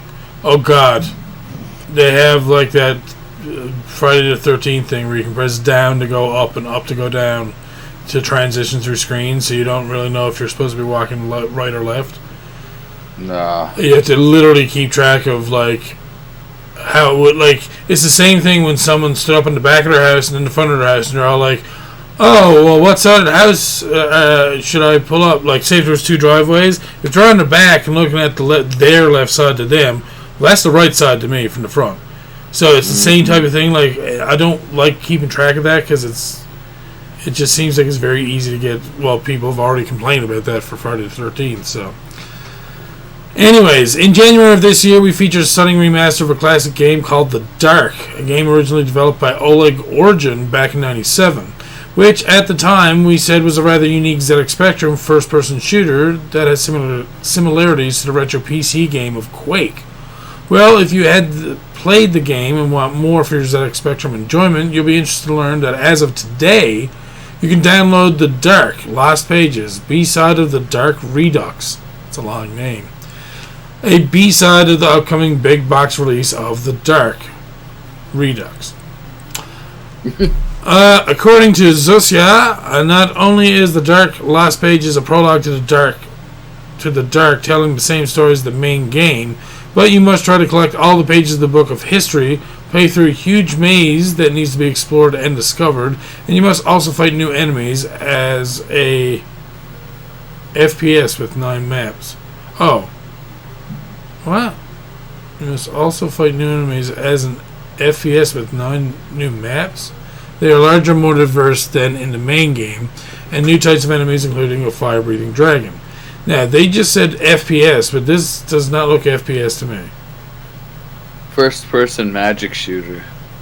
Just throw the M in there. I saw some magic come out of that weapon. Yeah, but it's not first-person. This is third-person. Yes, I don't... So now I'm a little confused as to what they're talking about there, but I don't know. Maybe it's a different genre I'm not even aware of. Who knows? But it doesn't look like a difficult game. It does look really nice. Like, yes, it's basic, but it actually looks really nice. Like, I like the mountains in the background. I like the darkness and the moon that's in that one background as well. The snow on the hills. Mm-hmm. Well, kind of a castle thing there, it looked like. Oh, and the lighting on the trees. Yeah, it looks like fairly nice, but it doesn't look like it's super difficult, so it could be worth a play if you just want to have something to just go through real quick. Stabby. Exactly. It's basically you're just walking from screen to screen, stabbing enemies, and trying to find pages. And he found one page of the 9 pages he's looking for, so it's a bit of a maze, but yeah. Too many mazes, I'm sorry. I'm going to pronounce this as Tinyus. An arcade-quality Amiga OCS port of Gradius Nemesis gets a beta release. Yeah, hot news indeed.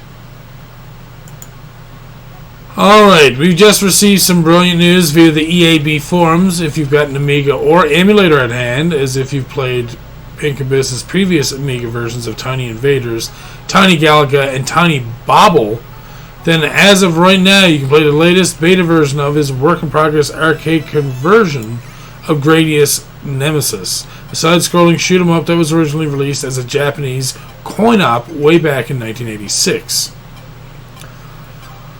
Although development is still ongoing and we are unsure of when the game will be officially finished, from what we do know from our previous write-up, Tinyus is not only a faithful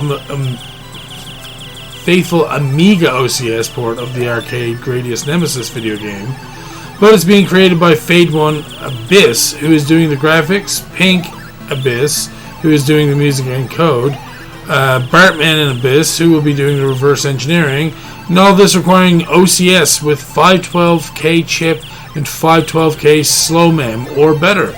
Amiga 1200 barebone is recommended for fluid 50 FPS gameplay.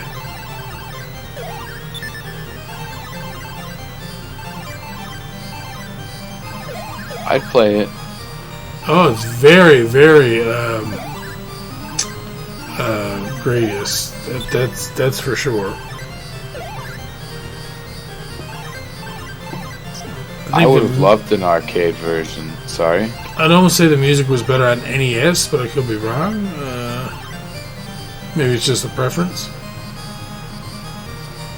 It's not terrible. It's just, yeah. I think I prefer it on the NES. Makes sense.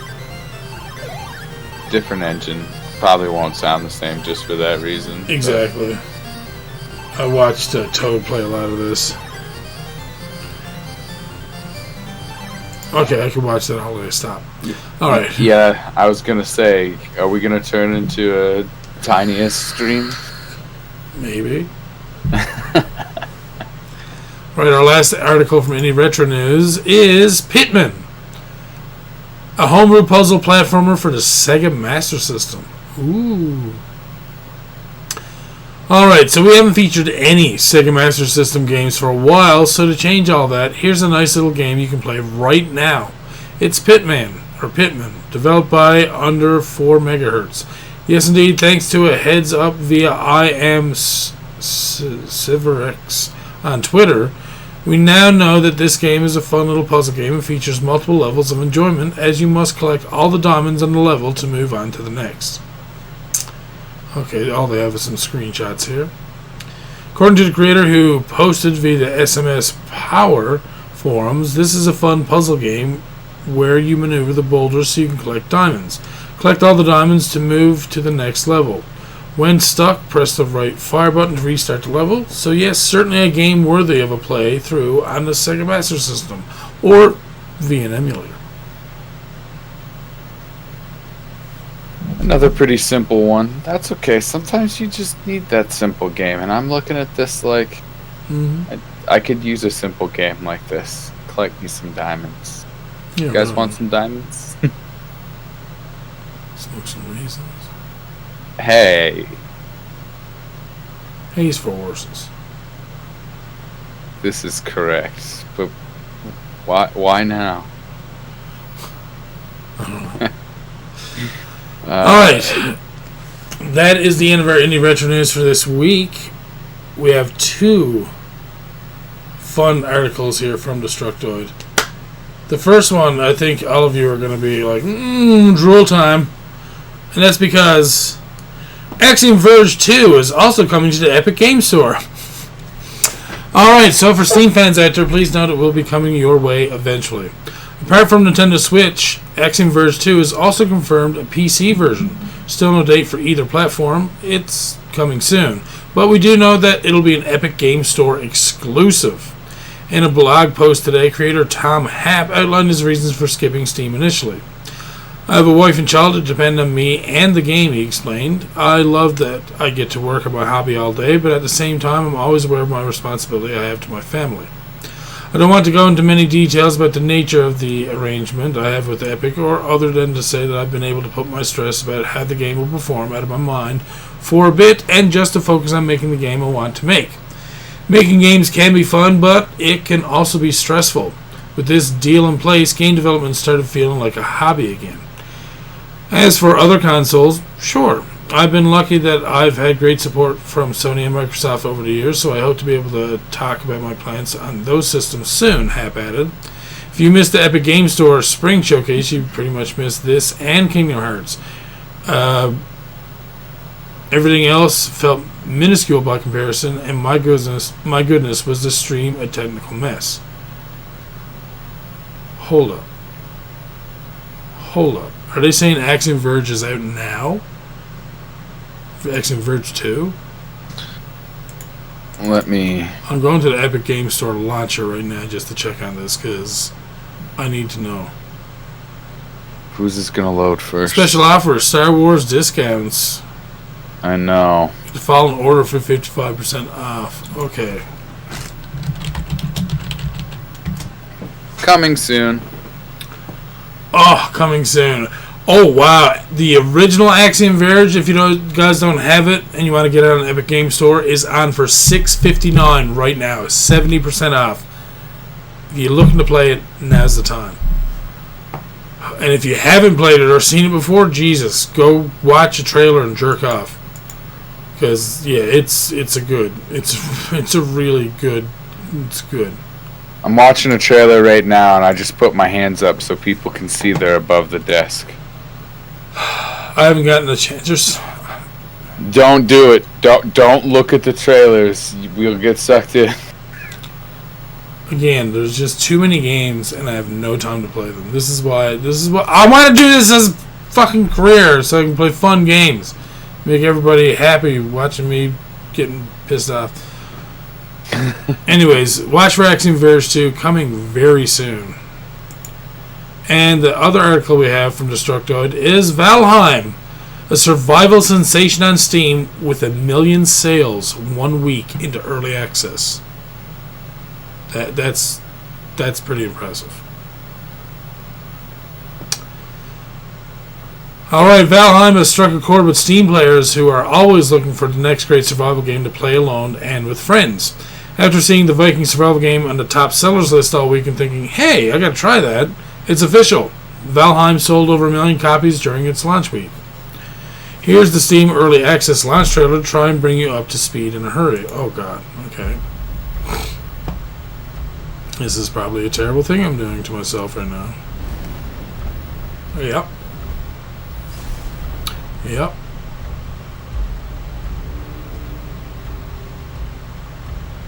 No, now it's happening to me. Oh, me and Steve were just thinking, How many lifetimes do I want to devote to a single game? Okay, yeah, I could get into this. Oh, the 10th world. Pretty and I boat. can build cities? No! And a castle? Oh, you're fucking with me, man. Oh, this is terrible news. It's good and it's bad. It's bad because, like Steve said, good. It's a good game and I just want to waste so much time playing it. But when? When? How? When? How? Oh, and there's why you can get in the ocean too.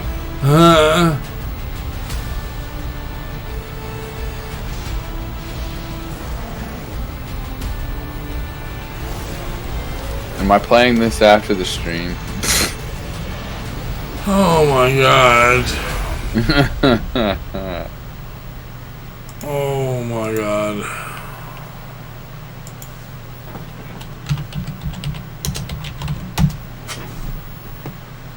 Might as well request a key for this, right? Well, yes. Might want to request two. They only let me request one at a time, sir. I know. Alright, so if you're caught off guard by the old meets new aesthetic, Irongate says it was inspired by the early days of 3D graphics, like the style seen in PS1 titles and old DOS-era 3D games before hardware acceleration and texture filtering was a thing. Still getting used to it, if I'm being honest, says the writer.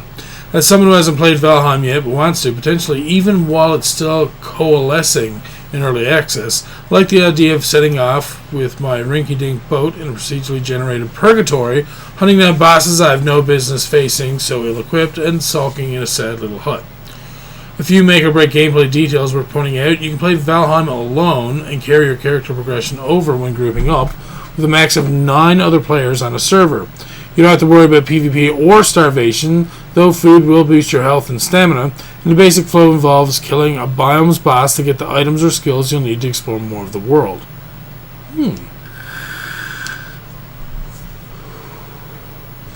Our inboxes are filled to the brim with fantastic feedback and suggestions, and we are overjoyed to see how engaged our community is in Valheim's development, Irongate said in response to the strong first week sales. We are currently hard at work addressing issues some of our players have reported to maximize the game experience for more Vikings. Assuming the lightning in a bottle doesn't escape, the 2021 roadmap could only be the beginning. Right now, feature-wise, the game is about 75% complete, and content-wise is about 50% complete.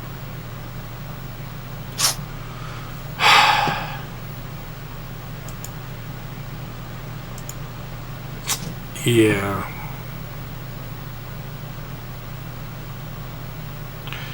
Yeah. This looks like a, hey, let's play 7 Days to Die, except better. Like I said, this is like designed to eat lifetimes. It's the right mix of Skyrim and Minecraft. Yeah. Fuck. Alright. So, we move on to one of our other segments with Kickstarters. I'm going to refresh both of them now, just because they usually take forever. And, well, there's our first one right there called Skyclimbers, a multiplayer city-building action RPG. Yes, Steve, it's another one that we're going to be like, Jesus. Alright. Build your kingdom, choose your class, and tame monsters in this procedurally... Oh, yeah, of course.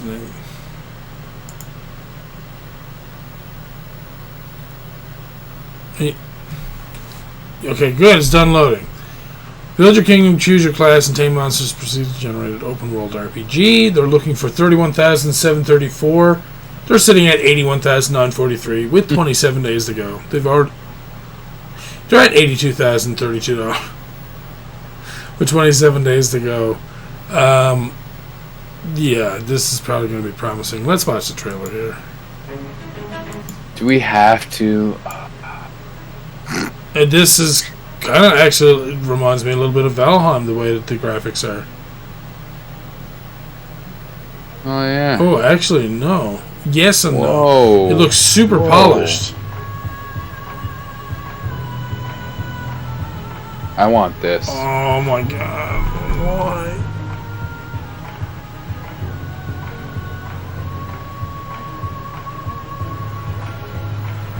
Evolve your companion? It does look cel-shaded, yeah. Like very, very thin lines too, which really makes it stand out. I think?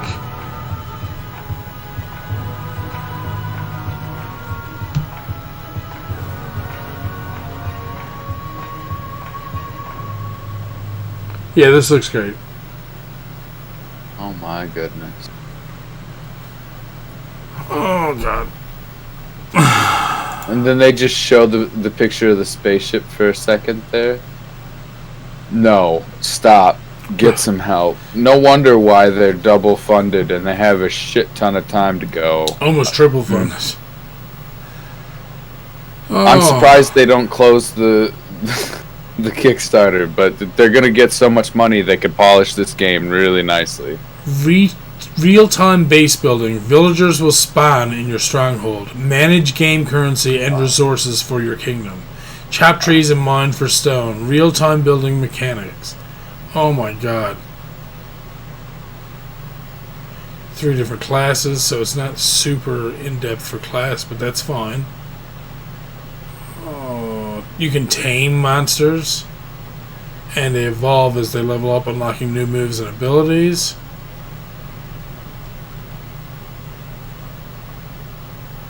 Is that a tech creature? I guess so. And there are mounts. Oh my goodness. So, monsters are called Sentius, and Sentius that reaches a large enough size are able to be mounted on land, in the water, or above the sky. If it's like Ark in that sense, but like, look at that, yeah. Floating islands and stuff here. Mm-hmm. And there's that pagoda on that floating island. Mm-hmm. And then this pathway just going through a forest here. And then we got whatever the hell that thing is. Jesus. It looks like some sort of savanna. This looks like it could be major, dude. Every dynasty will feature legendary elemental dragons such as Araxos from the Draconian dynasty. Whoa, what? Wow. Jeremy's got this one pegged in chat here. Man, there's gonna be a Lord of the Rings things going on in this community once this launches. Yes. Exactly, yes. And that one you were looking at before is called a Rector. It's a plasma type sentience. What? Plasma type? Ah, that's so cool. Magma. Here's Akaniko, the adorable red panda. Aww. Stop. I already wanted this game a whole bunch. Stop showing cute creatures. Oh, Again, and then no they go wonder. and do shiny forms of the Sentius can be found randomly and are called astral. They're just keep merging more shit to make people want to fucking play it. No.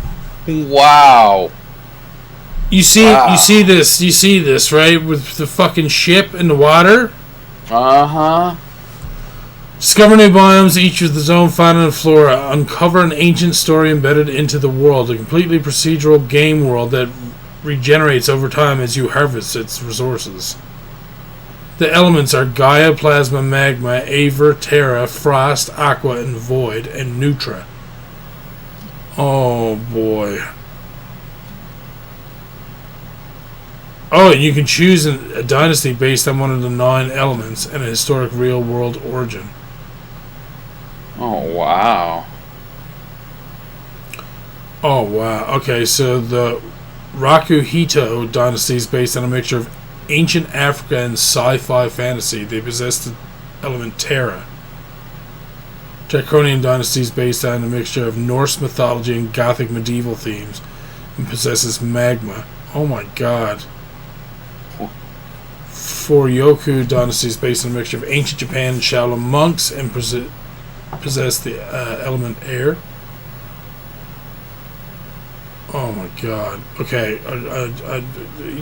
We're sold, okay? We're fucking sold. Jesus. Oh.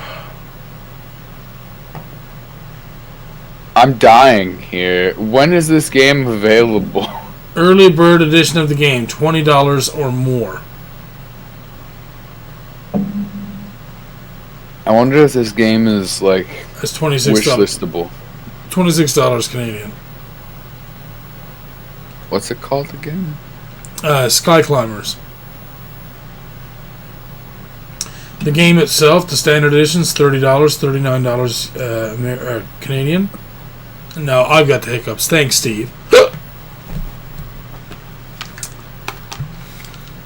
Here it is. Yeah, I'm wishlisting this on Steam. If you're curious, it's available there. Oh, wow. To wishlist.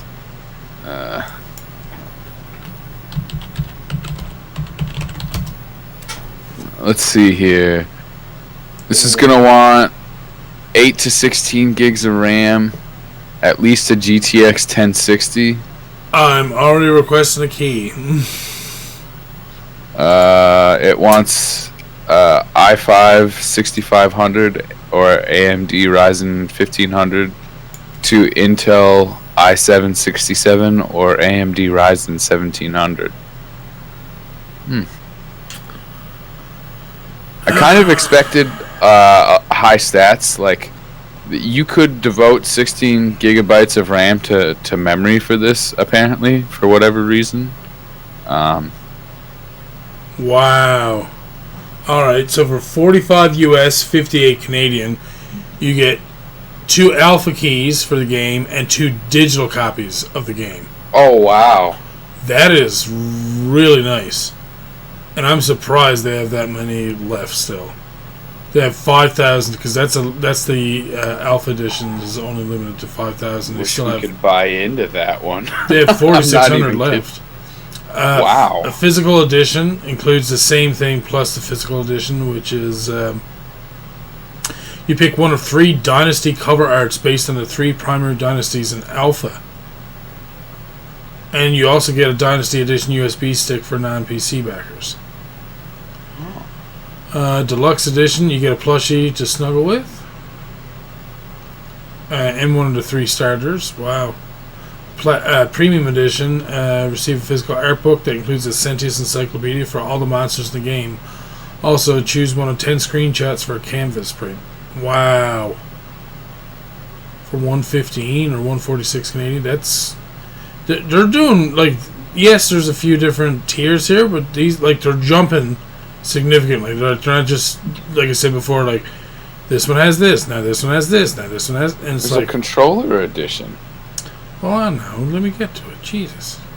Receive a game-themed Bluetooth controller for your phone that can also be used on PC. That's strange. Yeah. A Tamer Edition. Start with all 3 elemental starters in-game and receive all 3 custom plushies. You also get an adorable t-shirt of Akaniku, the red panda. Akaniko, sorry.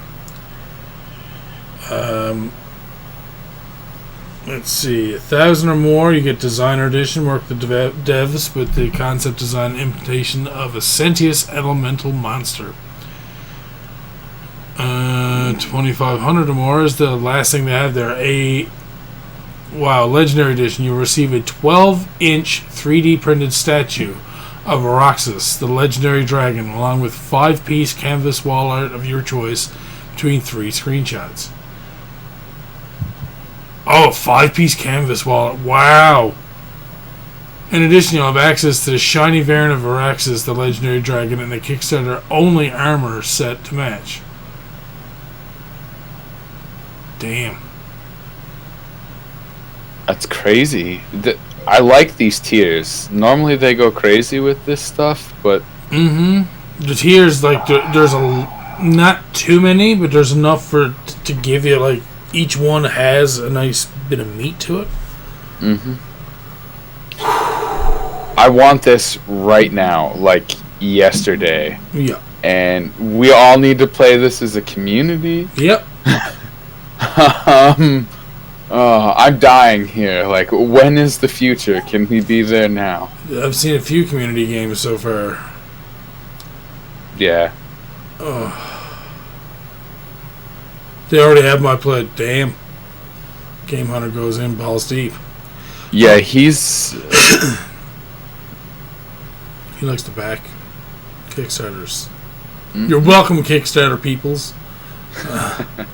Alright, our second and last Kickstarter is called Beacon Pines. It's a cute and creepy adventure game where the words you discover can change the course of fate. They had 21 days to go, looking for 38,000 and are sitting at 46,000. So they're already fully funded. So let's see what this game is all about. Oh, it looks cute.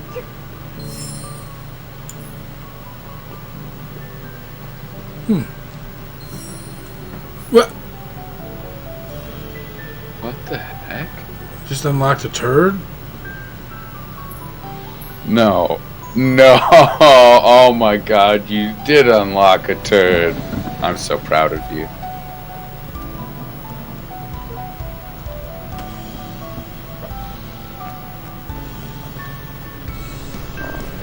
Kind of like the storybook aspect to it. Yeah. Did you just chuck that pig in a pen? Yeah. Nice. Who goes?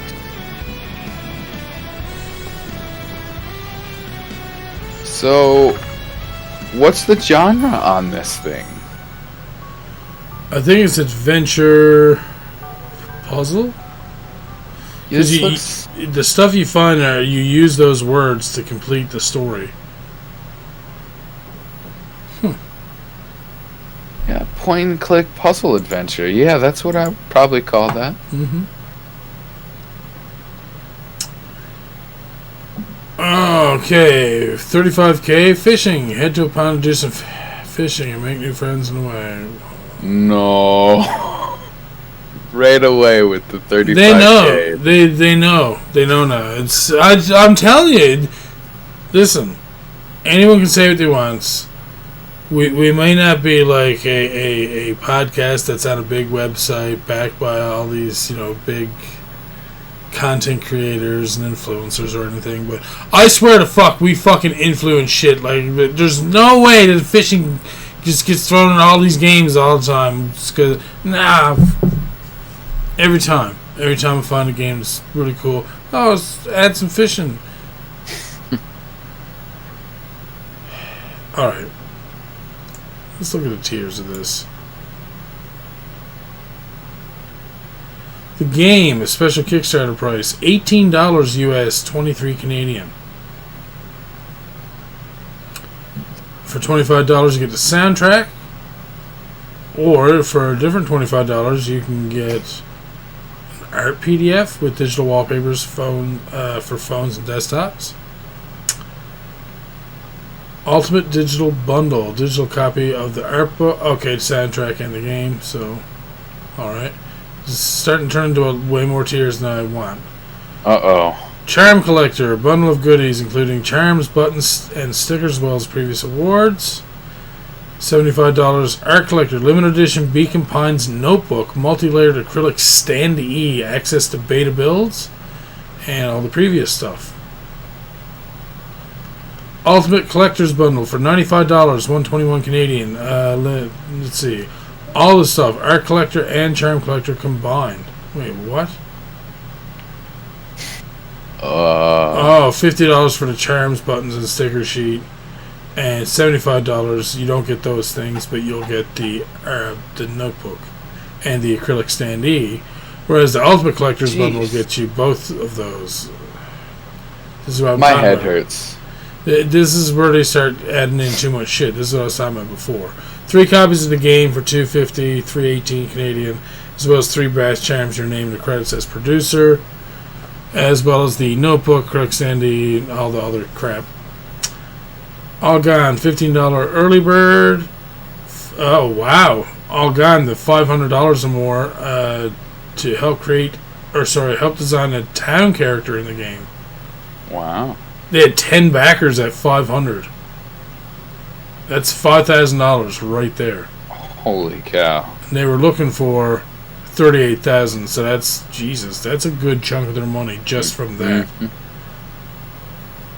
And that one was well planned. $1,000 or more allows you to help design a main character in the game, and they had 2 of those, so altogether that's $7,000.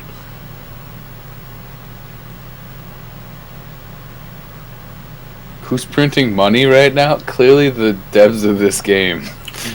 Round 2 of helping design a main character for $1,000. They got 2 more, so that's $9,000 they got just from limited edition rewards for designing a character and for help design a town character in game, a town character and a main character. So that's, people are really into, helping with that stuff, I guess. They don't have to make the whole game, but they can put a lot of TLC into a character. Exactly. Yeah. I like that concept, because then you get different ideas and you get more people to work on a game than you normally would, which is great. This game looks pretty and it looks worthwhile. Some of those tiers seem a little crazy, though, right? Some of them, you don't need to have one for charms and then have one for another thing, and then have another one for both things. To me, it's you're trying to go for that extra grab of money, and it's not really necessary. No. I do find it's funny that I said I like the storybook looking aspect to it, and it's all taking place inside of a fucking storybook. Yes. Yeah. Wow. Smooth moves Lucas. Smooth moves OWG. Naturally. Another game I want. I mean, every game we looked at this week, I want. We always look at fun games, dude. Alright, and the last thing we have this week, we have 3 games to look at that indie devs have contacted me about. I don't always ask for keys, most of the times because I'm looking at these in very quickly or while I'm at work kind of thing, so I don't have time to ask, and I don't really like asking for games all the time for the fact that, well, as you seen last week, I had 8 or 9, and now this week is only 3, but in 2 weeks, on just 2 separate days, that's 12 games. When am I going to play these 12 games? I'm not going to be able to. And that's why I like sometimes to be able to pass out games to people in my community to play, because although I might not be able to play them, and because I'm not streaming as much right now anyways, at least they're getting covered by somebody, and someone within my community who I trust to play that game and actually have fun with it. So we're going to get into those games, and there's only 3. The first one we're going to look at is called Medievalien. It came out today, actually.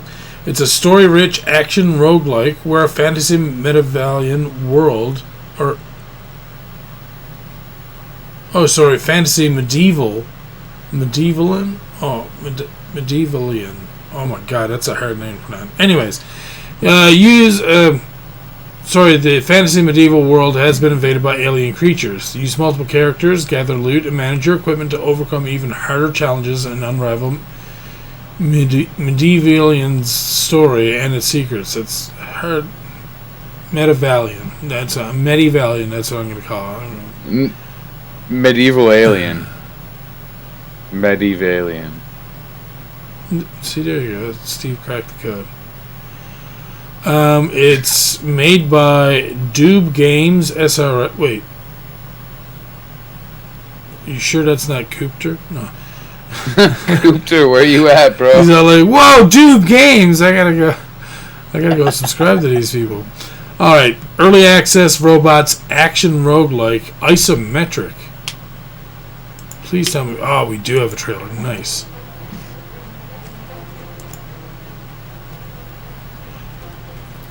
I will say ahead of time, there's one aspect I've seen that I didn't really enjoy. which is when you have to use a mouse to pull back and fire off an arrow. Duh. I usually don't like that mechanic. Just because a lot of times I'm trying to move around and do stuff with my mouse pointer, and I'm not really in the mood to have to hold down and pull back and then let go in order to shoot off a fucking arrow. I'd rather You're just going to be WASDing your movement with that, though. I almost guarantee it. Exactly, and then not only that, but then when you're doing that, you're usually using the mouse to point yourself in the right direction you're going in. Mm-hmm. So, okay. Yeah, I always like it when there's a copious amount of like weaponry and armor and stuff like that in the game that you can get just to make yourself look different and just to have like I mean, there's nothing more boring than a game that has like, oh, you're a warrior and there's like 5 swords in the game. You're all like, what? 5? That's not many. Well, yeah. So I want to point out a couple things here. I love the concept. I saw medieval mechs, and I saw witches doing a summoning that killed an alien ship. So everything about this game is, can I play it, please? There you go. I'll add it to the wish list. It's currently on right now because it was just released. They have a special promotion on for 15% off. So it's currently sitting at 1937 Canadian. I would say that's about $15.99 American. 16. Not bad. It was close. Alright, so let's see what other information we got here. System requirements: minimum 4 gigs of RAM, 2.8 gig dual-core CPU, GeForce GTX 660 or Radeon R7 370, or a 2 gig of video RAM with DirectX 11 support. 8 gigs of available storage as well. Recommended settings: dual-core 3.4 gigahertz processor, 4 gigs of RAM, GeForce 960 Radeon RX 570, or a 4 gig video RAM with DirectX 11 support, and 10 gigs of available space. Magic versus technology. See, it looks fairly good. The top down is always a fun thing. Mm-hmm. Is this labeled as a twin shooter? Twin stick shooter? Because that would be an applicable tag for this, technically. I mean, they do have... Oh, you can actually add tags for... Oh no. It doesn't say there, but... I mean, it could possibly be a twin stick. I'm not certain, to be honest with you. Well, if it's made for a computer, it's probably not. But I was looking at it just then, and I realized that's the computer equivalent to. Yes. I like the concept. I want to play it. Stop showing me games I want to play, Stefan. Never. No. It's my job on the podcast. True. All right.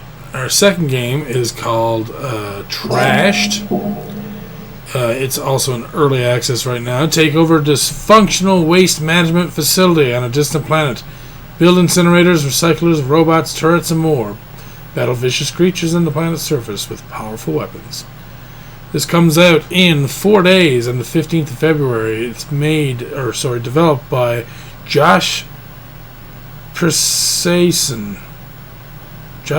and published by Crescent Moon Games. Action indie strategy adventure early access. Let's watch the trailer.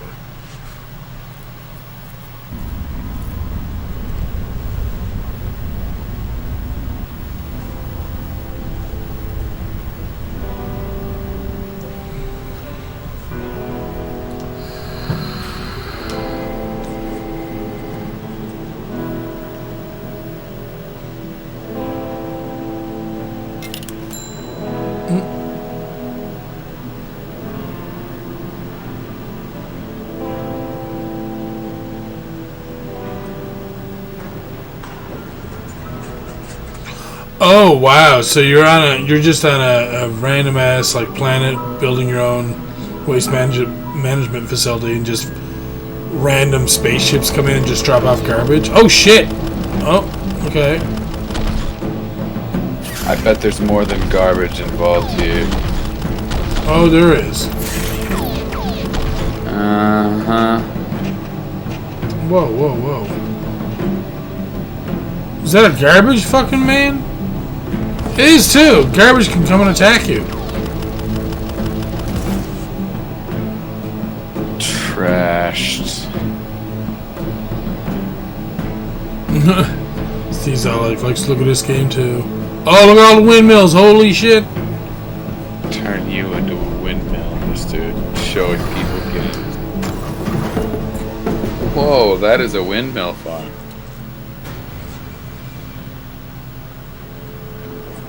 Remember, I can request copies of these games anytime.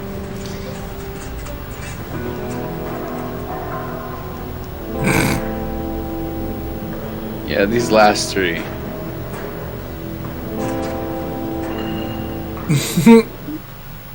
Just making the circle, going around the circle. You can just do a racetrack out of garbage. Woo! Oh, it looks like shit stacks up fast, too. Alright, so, first, we'll add it to the wish list. The minimum system requirements is an i5 or better, 8 gigs of RAM, NVIDIA GTX 960, 5 gigs of available space. Jesus.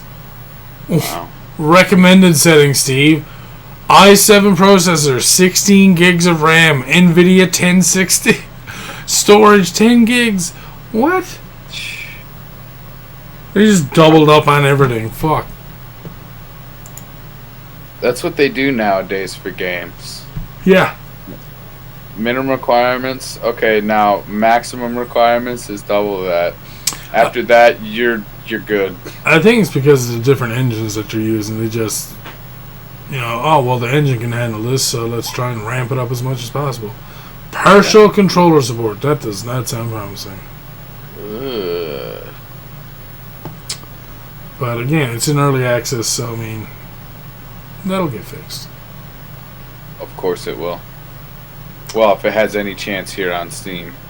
And the planet actually doesn't look bad. It looks really nice and lots of definition.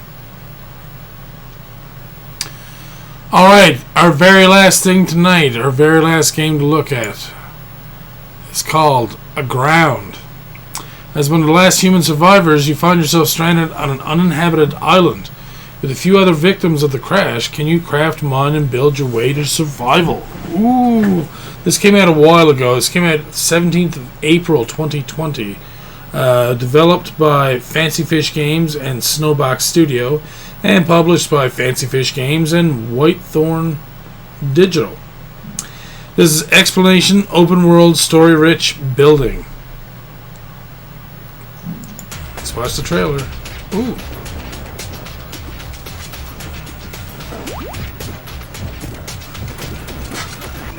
Really like the in-game art style. Yep.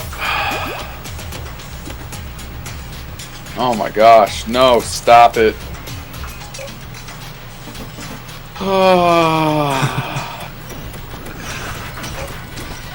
Receiving anxiety. Do you need to be pressed to get these games, Steve? I think I want all three of them. So, note to self, start requesting all the games for Steve. And then, like, that way the next 3 weeks of the after podcast is, like, set. Until the next week, we'll have like 7 more games that you want me to request. Oh my god, no. Not like this. That's exactly how it is. What is this game, man? This looks fucking awesome. How did we get to fighting in space? That is a dragon against a spaceship. Yeah, I need this game in my life, apparently.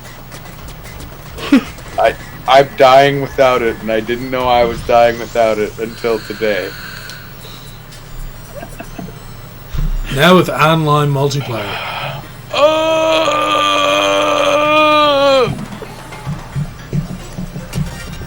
The pain is real. If you too are like me and are feeling pain and want to know how much it is right now, until February 15th of 2021, it is $11.24. Normally $15. $13.11 for us in Canada. $17.49 regular. 25% off. Alright. Doesn't look like it should be too stressful on the system. It only has minimum requirements, no maximum. Processor, 2 gigahertz. Can run on Windows 7. Only needs 2 gigs of RAM. Graphics, OpenGL 2.0 with ARB or EXT frame buffer objects. And 500 megabytes of storage. Tiny. Yeah. That's very, very manageable. Jesus. See, this is what I'm talking about. This is what I'm talking about. When are we ever going to have time to play all these games? Never, but that's half the fun. Here's Steve's computer laughing. What do you mean? He's all jealous of the 40 gigs of RAM. How much? 40. That's a weird amount. Yeah, well, it's a 32 we were stick and an 8. Yeah, I forgot about that you can do that now. That's so strange. Yeah. Yep. Well, I mean, I have 32 gigs of mine since fucking like 2012 or something, so I mean, I've been fine for years. That's crazy. But although, go ahead. I was gonna say, someday you'll have 64 gigs. We know O-Dubs is that way. Maybe. Maybe. I'm going to be really sad. I'm going to be very happy at the same time whenever the time comes for me to make a new computer. At the same time, I'm going to be sad because this thing was a beast forever, dude. It's going on 9 years of the same system, and it's still a fucking beast, really. I mean... anyways, not going to get into that. That is it for us this week. That is everything. And oh wow, we managed to stay under 3 hours. Holy shit!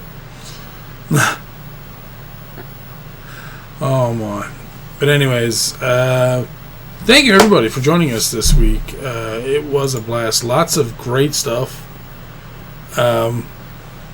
Also, thanks to Destructoid, to Steam, to Kickstarter, to Indie Retro News, to Analogue, to who else do we thank? All the indie devs out there. Because without your games, we wouldn't have much of a podcast, right? So, very true. And of course, Steve gets his from TIG Forum and Nintendo Life and Retro Dodo. Sometimes we get stuff from PC Gamer, which is the case this week. And for the Minecraft stuff, we're going to have to credit the Gamepedia for that. And also, something I didn't mention earlier, but the news specifically for the Kingdom Hearts stuff came from Jeremy this week. The Game Hunter 09 uncovered that for me. So I got to give him a special shout out for that. I meant to do it earlier, but making sure I underline that one. Thank you, everybody. You're all awesome. You let us have a fun, awesome podcast. Indeed. And this week, we're going to raid someone who I've not talked to in months. I would say almost a year, if not longer. We're going to raid Elizibar. Hey, I don't know why I haven't talked to him in that amount of time. It's just I don't play games with him and Steve like we used to, so maybe that'll change someday in the future after they're done playing with the ropes and universes and stuff. Alright, so again, thank you all for joining us. Have yourselves a fantastic weekend, and an even better week. And we will see you again next week for some more Retro Indie Pixels podcasts. Let's go over and see what Elizibar's doing. Have a good night. Good night, everybody.